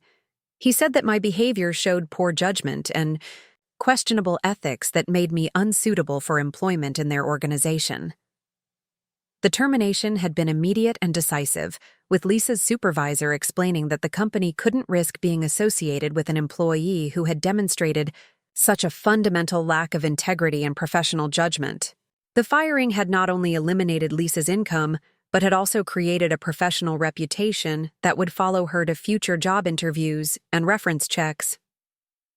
I tried to explain that this was a family conflict, that it wasn't representative of my professional behavior, Lisa said, her voice filled with desperate frustration. But my supervisor said that how I treated family members was actually the best indicator of my character, and that someone who would lie about a relative would certainly lie about colleagues, clients, or company information. The loss of her job had created an immediate financial crisis that was compounded by David's decision to file for divorce and move out of their shared home. Without David's income and without her own employment, Lisa faced the prospect of being unable to make mortgage payments, utility bills, and other essential expenses that had been manageable when they were sharing costs. I had never lived alone before, Lisa explained, her voice filled with the terror of someone facing complete independence for the first time in her adult life. I went from my parents' house to college to marriage without ever having to support myself financially or make major life decisions on my own. Suddenly, I was facing the possibility of losing everything and having to rebuild my entire life from scratch. The practical challenges of independent living had been overwhelming for someone who had spent years defining herself through traditional roles and relationships rather than through personal capabilities and achievements. Lisa described the panic of trying to understand mortgage documents, insurance policies, and financial statements that David had always handled, the confusion of trying to navigate job applications and interview processes that she hadn't engaged with for years. "I kept waiting for someone to step in and fix everything," Lisa admitted, her voice filled with recognition of her own previous dependence on others. "I kept thinking that David would come to his senses and come home, or that my parents would offer to help me financially, or that somehow the situation would resolve itself without requiring me to take charge of my own life." But the consequences of Lisa's behavior had extended beyond her immediate family to her relationships with her parents and other relatives who had gradually learned the truth about her campaign against me. Her parents, who had initially been sympathetic to what they perceived as marital difficulties, had become increasingly concerned as they learned about the extent of Lisa's deception and manipulation. "My mother called me after she talked to you." "Your mother," Lisa said, her voice filled with the memory of a conversation that had shattered her remaining illusions about having family support for her behavior. "She wanted to know if it was true that I had been lying about you for months, spreading false information to family members and trying to damage your relationships with people who loved you." The conversation with her mother had forced Lisa to confront the reality that her lies had been exposed not just to David, but to the entire extended family network. Her mother's disappointment and concern had been devastating, representing the loss of another source of support and validation that Lisa had counted on during her crisis. "My mother said that she and Dad were ashamed of my behavior," Lisa continued, her voice barely above a whisper. "She said that they had raised me to be honest and kind, and that they couldn't understand how I had become someone who would systematically lie about a family member out of jealousy and resentment." The withdrawal of her parents' emotional and potential financial support had left Lisa completely isolated, facing the collapse of her marriage, her career, and her family relationships simultaneously. The woman who had spent years criticizing my independence was now discovering the terrifying vulnerability of complete dependence on others for validation, financial security, and emotional support. "I spent 2 weeks just sitting in that empty house, trying to figure out what to do next," Lisa said, her voice filled with the memory of despair so complete that it had nearly paralyzed her entirely. "I would walk through the rooms that David and I had decorated together, looking at the furniture we had chosen and the photos we had taken, and I couldn't believe that I had destroyed everything through my own choices and actions." The turning point had come when Lisa received a foreclosure notice from her mortgage company, a legal document that had forced her to confront the immediate practical consequences of her situation. The notice had given her 30 days to bring her payments current or face the loss of her home, a deadline that had shocked her out of her paralysis and forced her to take action. "I realized that I could sit there feeling sorry for myself until I lost everything, or I could try to figure out how to save what was left of my life," Lisa said, her voice gaining strength as she described the moment when self-pity had transformed into determination. "I started making lists of what I needed to do, what resources I might have available, what skills I could potentially market to employers." The process of inventory had been both humbling and enlightening, forcing Lisa to confront the reality that her years as a homemaker had not prepared her for independent financial survival in the modern economy. She had skills in organization, project management, and relationship building, but she lacked recent professional experience, technical training, and the kind of network that would help her identify and pursue employment opportunities. "I applied for dozens of jobs," Lisa said, her voice filled with the frustration of repeated rejection.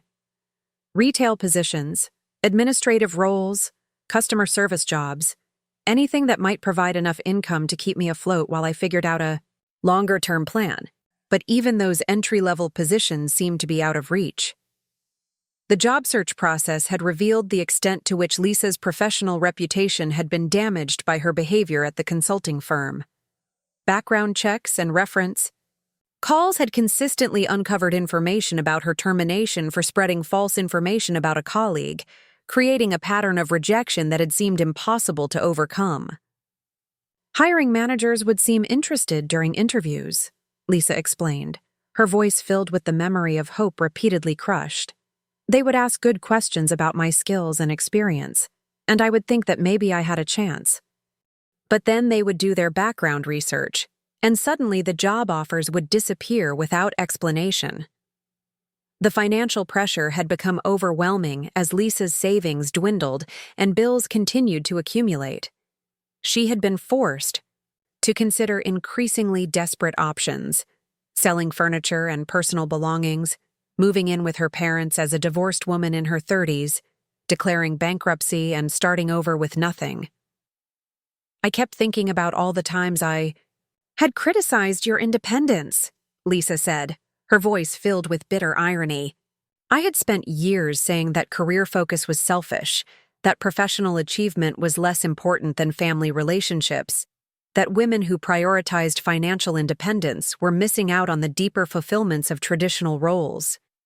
The crisis had forced Lisa to confront the fundamental flaw in her worldview. The assumption that traditional roles provided security and fulfillment that professional achievement could not match. Her experience had revealed that dependence on others for financial security, emotional validation, and life direction created a vulnerability that could be devastating when those relationships failed or changed. I realized that I had been living my entire adult life as a supporting character in other people's stories, Lisa said, her voice filled with the recognition that had ultimately led her to call me for help. I had defined myself through my relationship to David, my role in the family, my position as someone who upheld traditional values. But when those relationships and roles disappeared, I had nothing left that was authentically mine. The recognition of her own vulnerability and dependence had been the catalyst for Lisa's desperate phone call to me, a woman she had spent months trying to diminish and discredit. The irony was not lost on either of us that the person she had criticized for being too independent was now the only person who might be able to help her develop the independence she desperately needed. I thought about all the successful women I knew, Lisa continued, and I realized that you were the only one who might understand what it's like to build something from nothing, to create financial security and professional fulfillment without depending on someone else to provide it. And despite everything I had done to hurt you, I hoped that maybe you would be willing to help me figure out how to do the same thing. The conversation had continued for nearly 2 hours, with Lisa providing exhaustive detail about her financial situation, her job search challenges, her relationship with David, and her recognition that she needed to fundamentally change her approach to life and work if she was going to survive and thrive as an independent adult. I know I have no right to ask you for anything, Lisa said as our conversation began to wind down. I know that helping me would be incredibly generous considering how I've treated you, but I also know that you're the kind of person who believes in second chances and helping people who are genuinely trying to change. The request she was making was enormous in its implications. She wasn't just asking for career advice. She was asking me to help rebuild the professional life of someone who had tried to destroy my personal relationships and reputation. She was asking me to use my network and my expertise to benefit someone who had proven herself to be untrustworthy and vindictive. But as I considered her request, I realized that this moment represented an opportunity that went far beyond the immediate question of whether to help Lisa. This was a chance to demonstrate the kind of person I truly was, to show that success and independence didn't have to come at the expense of compassion and forgiveness. I'll help you, I said, surprising myself with the certainty in my voice.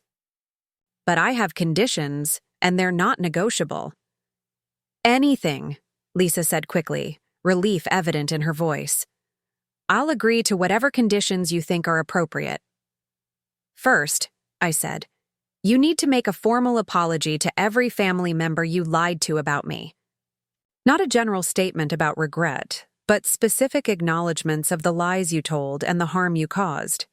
You need to take full responsibility for your actions without making excuses or blaming anyone else.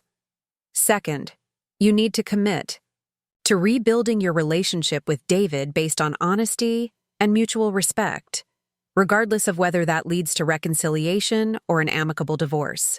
No more manipulation, no more attempts to control his relationships with other family members. Third, you need to understand that the help I'm offering is a one-time gift based on my belief in redemption and second chances. If you ever again engage in dishonest or manipulative behavior toward me or any member of our family, this assistance ends permanently. Lisa agreed to all my conditions without hesitation, and we scheduled a meeting for the following week to begin the process of addressing her immediate professional needs. The conversation had been emotionally exhausting for both of us, but it had also been strangely liberating, clearing the air of months of tension and resentment and creating the possibility of a completely different kind of relationship. The first meeting took place in my office on a snowy Tuesday morning, with Lisa arriving precisely on time and dressed in the kind of conservative business attire that suggested she was taking this opportunity very seriously. The woman who walked into my office bore little resemblance to the confident, judgmental person who had spent months criticizing my life choices and family commitment. "Thank you for agreeing to see me," Lisa said, her voice carrying a humility that I had never heard from her before. "I know how difficult this must be for you, and I want you to know that I'm committed to doing whatever it takes to rebuild my life in a way that honors the help you're giving me." We spent the first hour conducting what I called a professional audit, systematically reviewing Lisa's education, work experience, skills, and interests to identify potential career paths that would provide both financial stability and personal fulfillment. The process revealed that Lisa had more marketable skills than she had realized, but also highlighted the significant gaps in her professional development that would need to be addressed. "You have strong organizational abilities," I told her, reviewing the list we had compiled together.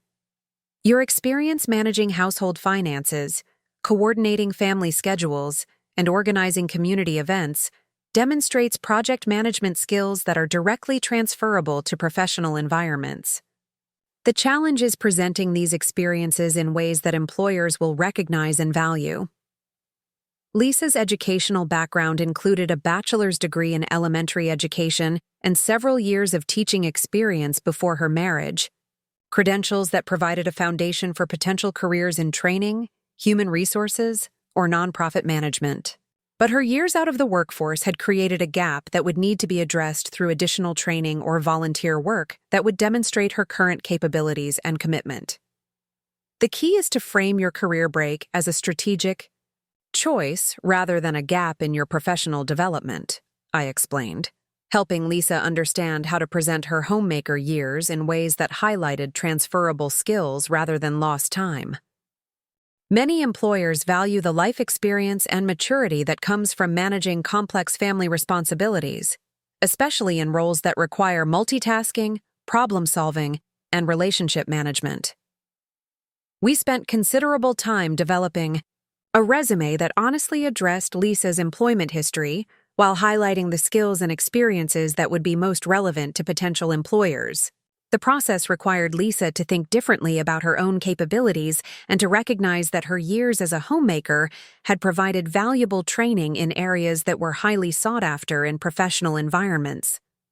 "I never thought about managing our household budget as financial management experience," Lisa said, her voice filled with growing recognition of her own potential.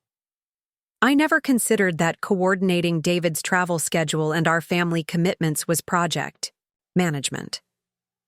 I never realized that organizing community fundraisers demonstrated event planning and volunteer coordination skills." The reframing process was both practical and psychological, helping Lisa develop confidence in her abilities while also preparing her to articulate her value to potential employers. We practiced interview techniques, discussed salary negotiation strategies, and identified professional development opportunities that would help her build on her existing skills while developing new competencies. The most important thing is to approach this as an investment in your long-term independence and fulfillment, I told Lisa during one of our sessions. Every skill you develop, every professional relationship you build, every achievement you accomplish becomes part of a foundation that no one can take away from you. The concept of building her own foundation was clearly foreign to Lisa, who had spent years defining herself through her relationships and roles rather than through her individual capabilities and achievements.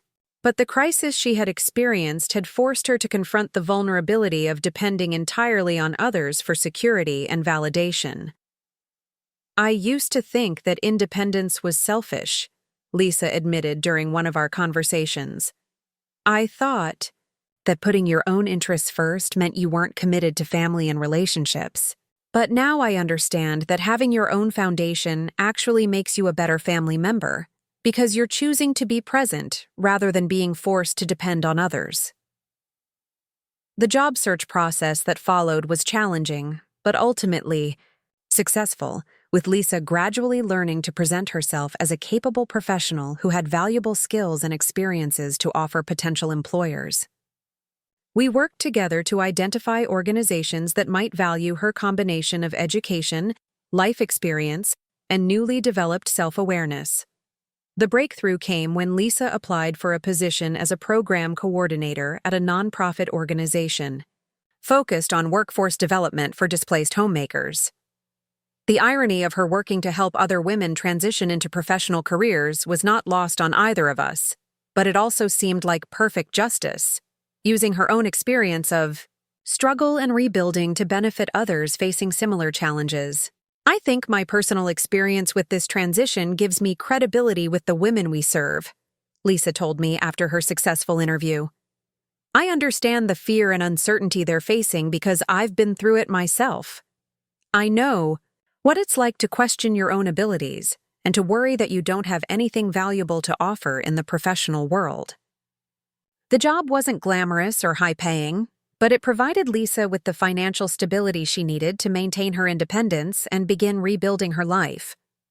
More importantly, it gave her a sense of purpose and accomplishment that she had never found in her role as a traditional homemaker. The work also provided Lisa with ongoing opportunities to develop new skills and build professional relationships that would serve her well throughout her career. She learned grant writing, program evaluation, volunteer management, and community outreach, all skills that were highly transferable and would increase her value in the nonprofit sector. Every day I help someone else figure out how to transition back into the workforce, Lisa told me during one of our regular check-in conversations. And every day I learn something new about my own capabilities and interests. It's like I'm discovering who I am as an individual for the first time in my adult life. The changes in Lisa's perspective and behavior were dramatic and sustained.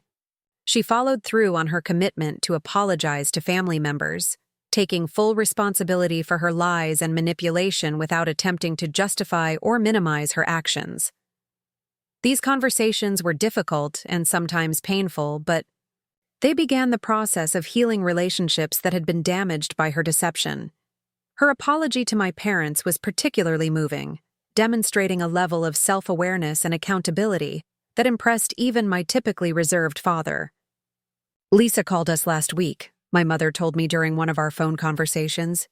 She spent over an hour acknowledging specific lies she had told about you and explaining how her own insecurities had led her to try to damage your relationships with family members.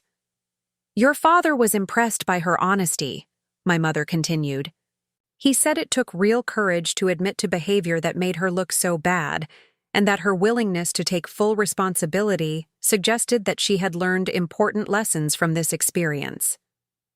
The apologies to extended family members were equally comprehensive and sincere, with Lisa reaching out to cousins, aunts, uncles, and family friends to acknowledge her deception and correct the false information she had spread about my character and values. The process was humbling, but also liberating, freeing Lisa from the burden of maintaining lies and allowing her to rebuild relationships based on honesty and authenticity. I had no idea how exhausting it was to keep track of all the lies I had told, Lisa explained to me during one of our meetings. I was constantly worried about contradicting myself or being caught in an inconsistency. It's such a relief to be able to have honest conversations with family members without worrying about maintaining a false narrative. Her relationship with David remained complicated, but it became more honest and respectful as they worked through the divorce process. Instead of trying to manipulate the situation to her advantage, Lisa focused on negotiating a fair settlement that acknowledged both their contributions to the marriage and their individual needs going forward. David and I are having the most honest conversations we've ever had, Lisa told me after one of their mediation sessions. We're finally talking about what we really want from life, what our actual values are, what kind of future we envision for ourselves. It's sad that it took a divorce to get us to this level of authenticity, but at least we're ending our marriage with respect for each other. The divorce proceedings revealed that David had been struggling with his own questions about traditional gender roles and relationship expectations, issues that had been exacerbated by Lisa's campaign against me, but had deeper roots in his own uncertainty about what he wanted from marriage and family life. David told me that watching you build your career and maintain your independence had made him question whether our traditional arrangement was actually working for either of us, Lisa shared with me. He said he had started to feel like our marriage was based more on societal expectations than on genuine compatibility and shared values. The revelation that David had been influenced by my example in positive ways was both gratifying and sobering, highlighting the complex ways that family members can impact each other's life choices and perspectives. It also reinforced my belief that living authentically can inspire others to examine their own choices, even when that examination leads to difficult or painful conclusions. As Lisa's professional life stabilized and her personal relationships healed, she began to develop a genuine understanding of the value of independence and career achievement. She stopped viewing professional success as something that threatened traditional family values and began to see it as a tool for empowerment and self-determination that could enhance rather than detract from other aspects of life.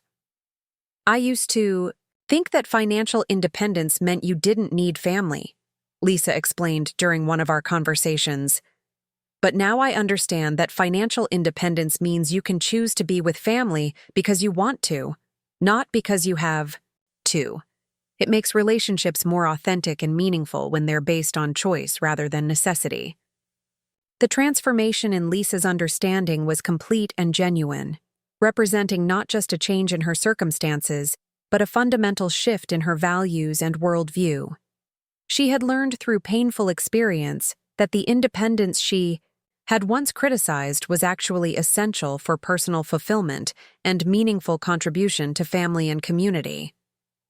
6 months after her initial desperate phone call, Lisa had not only stabilized her financial situation, but had begun to thrive in her new role and develop a reputation as an effective advocate for women in career transition. Her personal experience with the challenges of rebuilding professional life after years of dependence gave her credibility and empathy that benefited both her clients and her organization. I love going to work every day, Lisa told me during one of our regular coffee meetings. I love knowing that I'm helping other women discover their own capabilities and build their own foundations for independence. And I love the financial security that comes from knowing I can support myself regardless of what happens in my personal relationships. The sense of purpose and accomplishment that Lisa derived from her work was clearly transformative, providing her with the kind of fulfillment that she had never found in traditional roles. The job had also introduced her to a community of professional women who shared her commitment to helping others while building meaningful careers for themselves. I'm part of a network now, Lisa explained, her voice filled with excitement about connections that were both personally and professionally valuable. I have colleagues who respect my opinions, clients who trust my guidance, and supervisors who recognize my contributions. It's the first time in my adult life that I've been valued for what I can do rather than for who I'm related to or what role I play in someone else's life. The professional network that Lisa was building provided her with opportunities for continued growth and development, including invitations to speak at conferences, chances to collaborate on research projects, and possibilities for advancement within her organization. The woman who had once criticized my networking efforts as evidence of selfish ambition now understood that professional relationships were essential for both career development and effective service to others. I used to think that networking was just about using people to get ahead, Lisa admitted during one of our conversations. But now I see that it's actually about building relationships that allow you to help each other succeed and serve your communities more effectively. It's collaborative rather than competitive. 1 year after that first desperate phone call, Lisa had been promoted to program manager at her nonprofit organization and was being recognized as a rising leader in the workforce development field. She had purchased a small condo that she could afford on her own salary, rebuilt her relationships with family members based on honesty and mutual respect, and developed a social network of colleagues and friends who valued her for her professional contributions and personal growth. But perhaps most importantly, she had become an advocate for women's professional development and independence, using her platform to encourage other women to pursue careers and financial autonomy, regardless of their family status or traditional role expectations. The woman who had once criticized me for being too independent had become a champion of independence for others. I speak to women's groups about the importance of maintaining professional skills and financial independence even when you're in secure relationships, Lisa told me, describing her volunteer speaking engagements. I share my own story about how quickly circumstances can change and how important it is to have your own foundation to fall back on when relationships don't work out as planned. The speaking engagements had led to additional opportunities for Lisa to share her expertise and advocate for policies that would support women in career transition. She had testified before the state legislature about the need for workforce development programs, written articles for professional publications about the challenges faced by displaced homemakers, and consulted with other nonprofits about program development and service delivery. I never imagined that my personal crisis would become the foundation for a career that I find so meaningful, Lisa reflected during one of our conversations. I never thought that my experience with failure and rebuilding would give me something valuable to offer other people who are facing similar challenges. The transformation from critic to advocate, from dependent homemaker to independent professional, from family divider to family healer, represented the best possible outcome of conflict handled with integrity and grace. Lisa's story had become a powerful example of the possibility of redemption and transformation, proof that even the most damaged relationships could be healed through honesty, accountability, and genuine commitment to growth and change. Our own relationship had evolved into something neither of us could have anticipated during those dark months of conflict and manipulation. We had developed a friendship based on mutual respect and shared commitment to supporting other women in their professional journeys. A connection that transcended our family ties and was built on genuine appreciation for each other's strengths and experiences. I consider you one of my closest friends now, Lisa told me during a recent lunch meeting where we were planning a joint workshop for women entrepreneurs. Not because we're family, but because you've shown me what it means to be generous with your success and to use your achievements as a platform for helping others succeed. The joint workshop was just one example of the collaborative relationship that had developed between us, a partnership that allowed us to combine our different perspectives and experiences to provide more comprehensive support for women facing career challenges. Lisa's understanding of the emotional and practical difficulties of career transition complemented my expertise in strategic planning and professional development, creating a more effective program than either of us could have offered alone. We make a good team, I had told Lisa after our first successful workshop, watching participants leave with action plans and renewed confidence in their abilities. Your empathy and relatability help women feel understood and supported, while my technical knowledge gives them practical tools for achieving their goals. The success of our collaborative efforts had led to invitations to present at regional and national conferences, opportunities to publish articles about women's workforce development, and requests to consult with organizations that were developing their own support programs for women in career transition. The woman who had once tried to diminish my professional reputation was now helping to enhance it through our shared work. But perhaps more meaningful than any professional accomplishment was the healing that had occurred within our family relationships. The crisis that had once threatened to tear us apart had ultimately brought us closer together by forcing us to confront our assumptions and develop a more inclusive understanding of what it meant to be family. Our family gatherings are completely different now, my mother had observed during a recent phone conversation. There's an honesty and authenticity that wasn't there before, and everyone seems more comfortable being themselves rather than trying to fit into expected roles. The change in family dynamics was evident during our most recent holiday celebration, where Lisa and David, now finalized in their divorce but maintaining a respectful friendship, had both been present and comfortable. The conversation had flowed naturally between career updates, family news, and personal interests, without the undercurrent of judgment and comparison that had previously characterized our interactions. I love hearing about everyone's different paths and achievements, Lisa had said during that gathering, her voice filled with genuine enthusiasm for the diverse ways family members were finding fulfillment and success. Jessica's latest client, campaign, David's new consulting business, Mom's volunteer work with literacy programs. It's amazing to see how many different ways people can contribute meaningfully to their communities. The transformation in Lisa's perspective had extended to her views on traditional gender roles and family structures, with her developing a more nuanced understanding of how different approaches could be equally valid and valuable depending on individual circumstances and preferences. I still think there's tremendous value in traditional homemaking and family care, Lisa had explained during one of our conversations.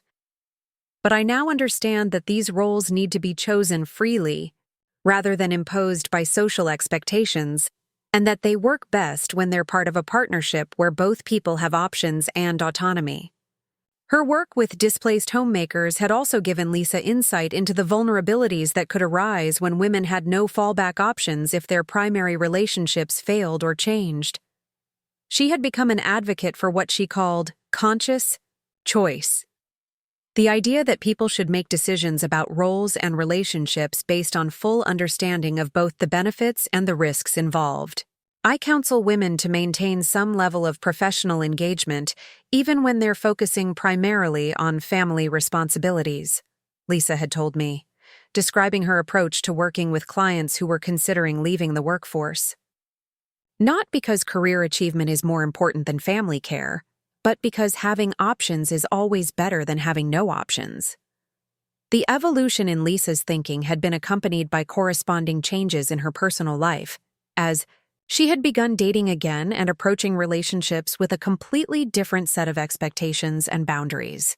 Her experience with rebuilding her life independently had given her confidence to seek partnerships based on mutual respect and shared values, rather than traditional role expectations. I'm looking for someone who appreciates my independence, rather than someone who wants to take care of me, Lisa had explained when she first started dating again. I want a partner who has his own full life and interests, someone who chooses to be with me because he enjoys my company and values my perspectives, not because he needs someone to manage his domestic life. The man Lisa had been seeing for several months was a fellow nonprofit professional who shared her commitment to social justice work and her understanding of the importance of individual autonomy within relationships. Their partnership seemed to be based on the kind of mutual support and respect that had been missing from her marriage to David.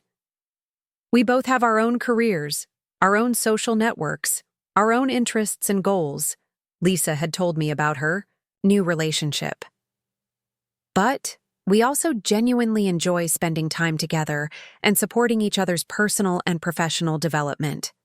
It's the first relationship I've ever had where I feel like I'm valued for who I am rather than for what role I can play.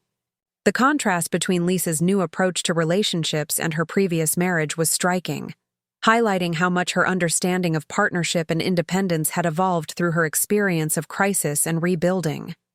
She had learned that healthy relationships required two whole people choosing to share their lives rather than two incomplete people trying to find completion through each other. This personal growth had also influenced Lisa's professional work, as she had become increasingly focused on helping women develop not just career skills, but also the emotional intelligence and self-awareness needed to make conscious choices about their lives and relationships. Career development isn't just about finding a job, Lisa had explained during one of our joint workshops. It's about developing the confidence and capabilities that allow you to make choices about all aspects of your life based on your own values and goals rather than on other people's expectations or society's assumptions. The holistic approach that Lisa brought to her work had been particularly effective with clients who were facing major life transitions, whether due to divorce, widowhood, economic changes, or simply recognition that their current circumstances weren't providing the fulfillment they sought. Lisa has a gift for helping women see possibilities they hadn't considered. One of her colleagues had told me during a professional conference where we were all presenting. She combines practical guidance with emotional support in a way that empowers people to take control of their own lives and make changes that seemed impossible before they started working with her. The recognition of Lisa's effectiveness had led to opportunities for advancement within her organization and invitations to take on leadership roles in professional associations and advocacy groups. She had been elected to the board of the state Workforce Development Association and had been appointed to a gubernatorial task force on women's economic security.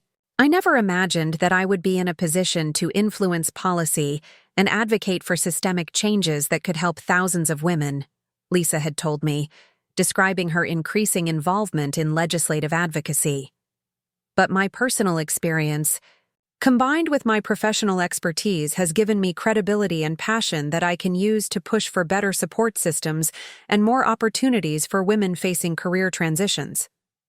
The policy work had introduced Lisa to a network of influential women in business, government, and nonprofit leadership, connections that had further expanded her understanding of how success could be used as a platform for service and social change. I'm part of conversations now about statewide initiatives and federal legislation, Lisa had shared with excitement about her expanding influence. I have input into decisions that could affect thousands of women who are trying to build financial independence and career satisfaction.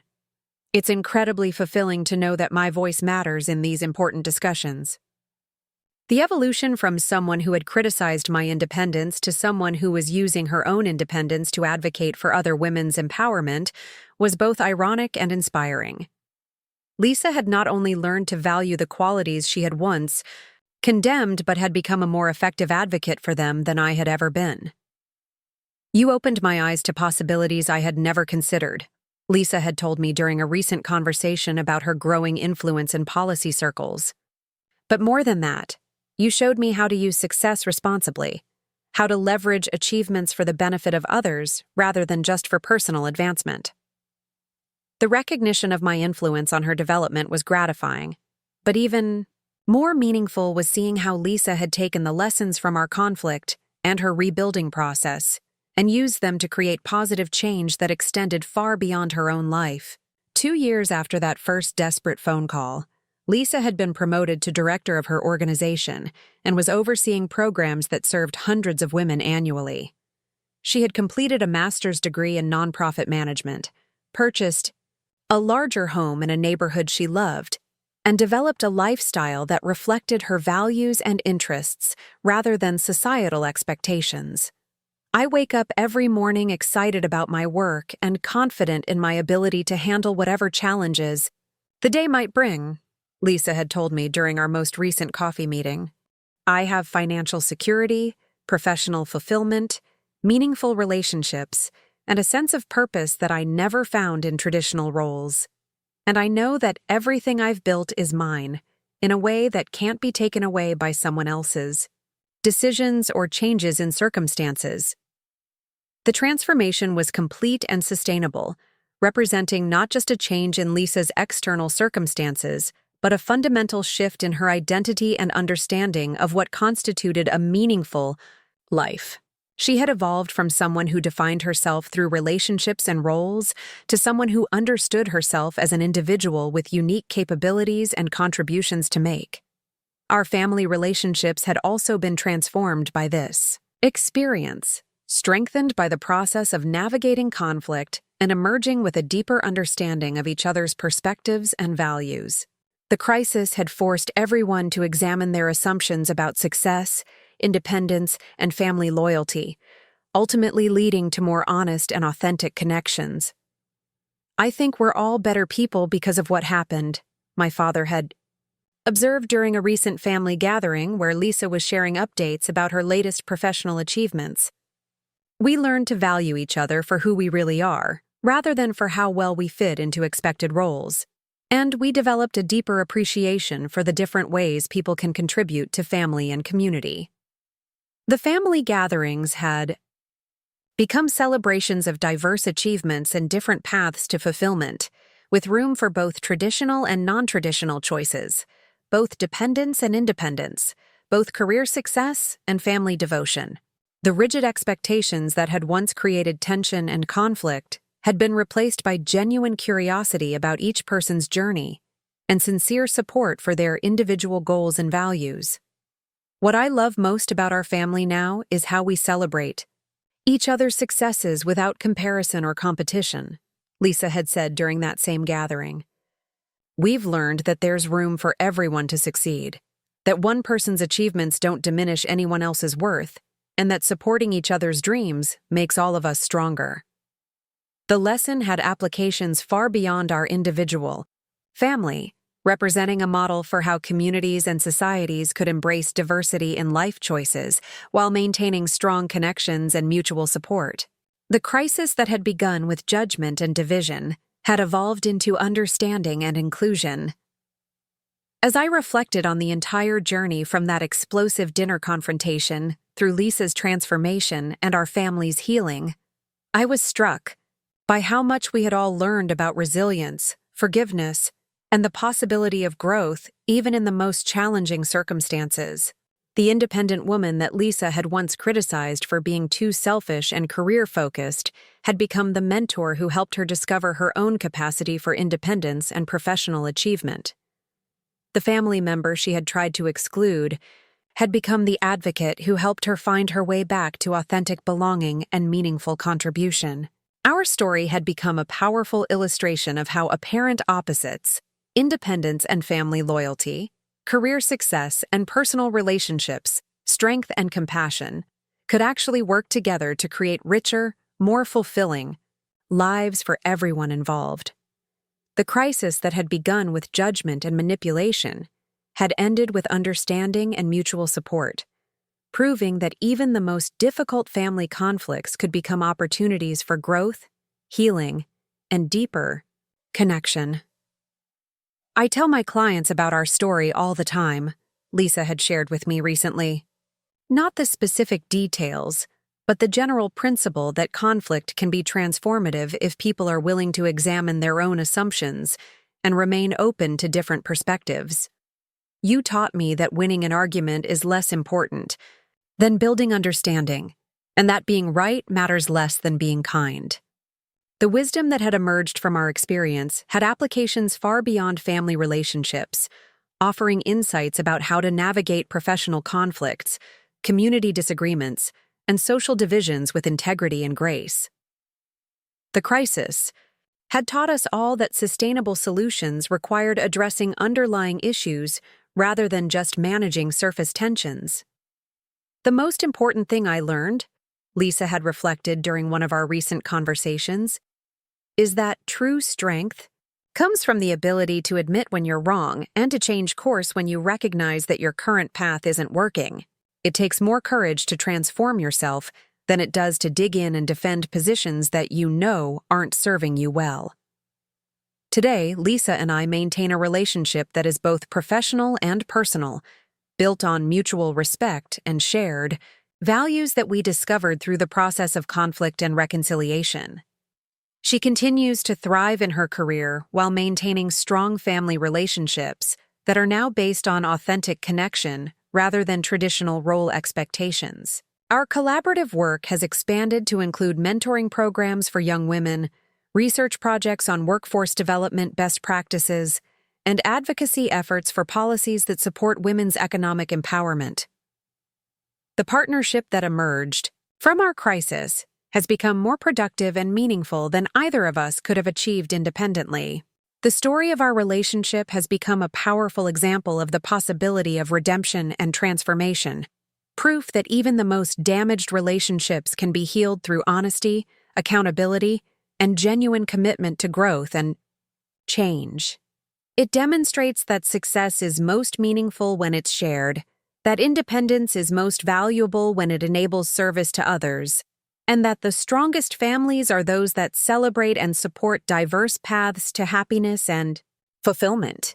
As I continue to advance in my own career and help other women navigate their professional journeys, I carry with me the knowledge that crisis can be transformative, that conflict can lead to deeper understanding, and that the most profound victories are those that create opportunities for everyone to succeed and thrive.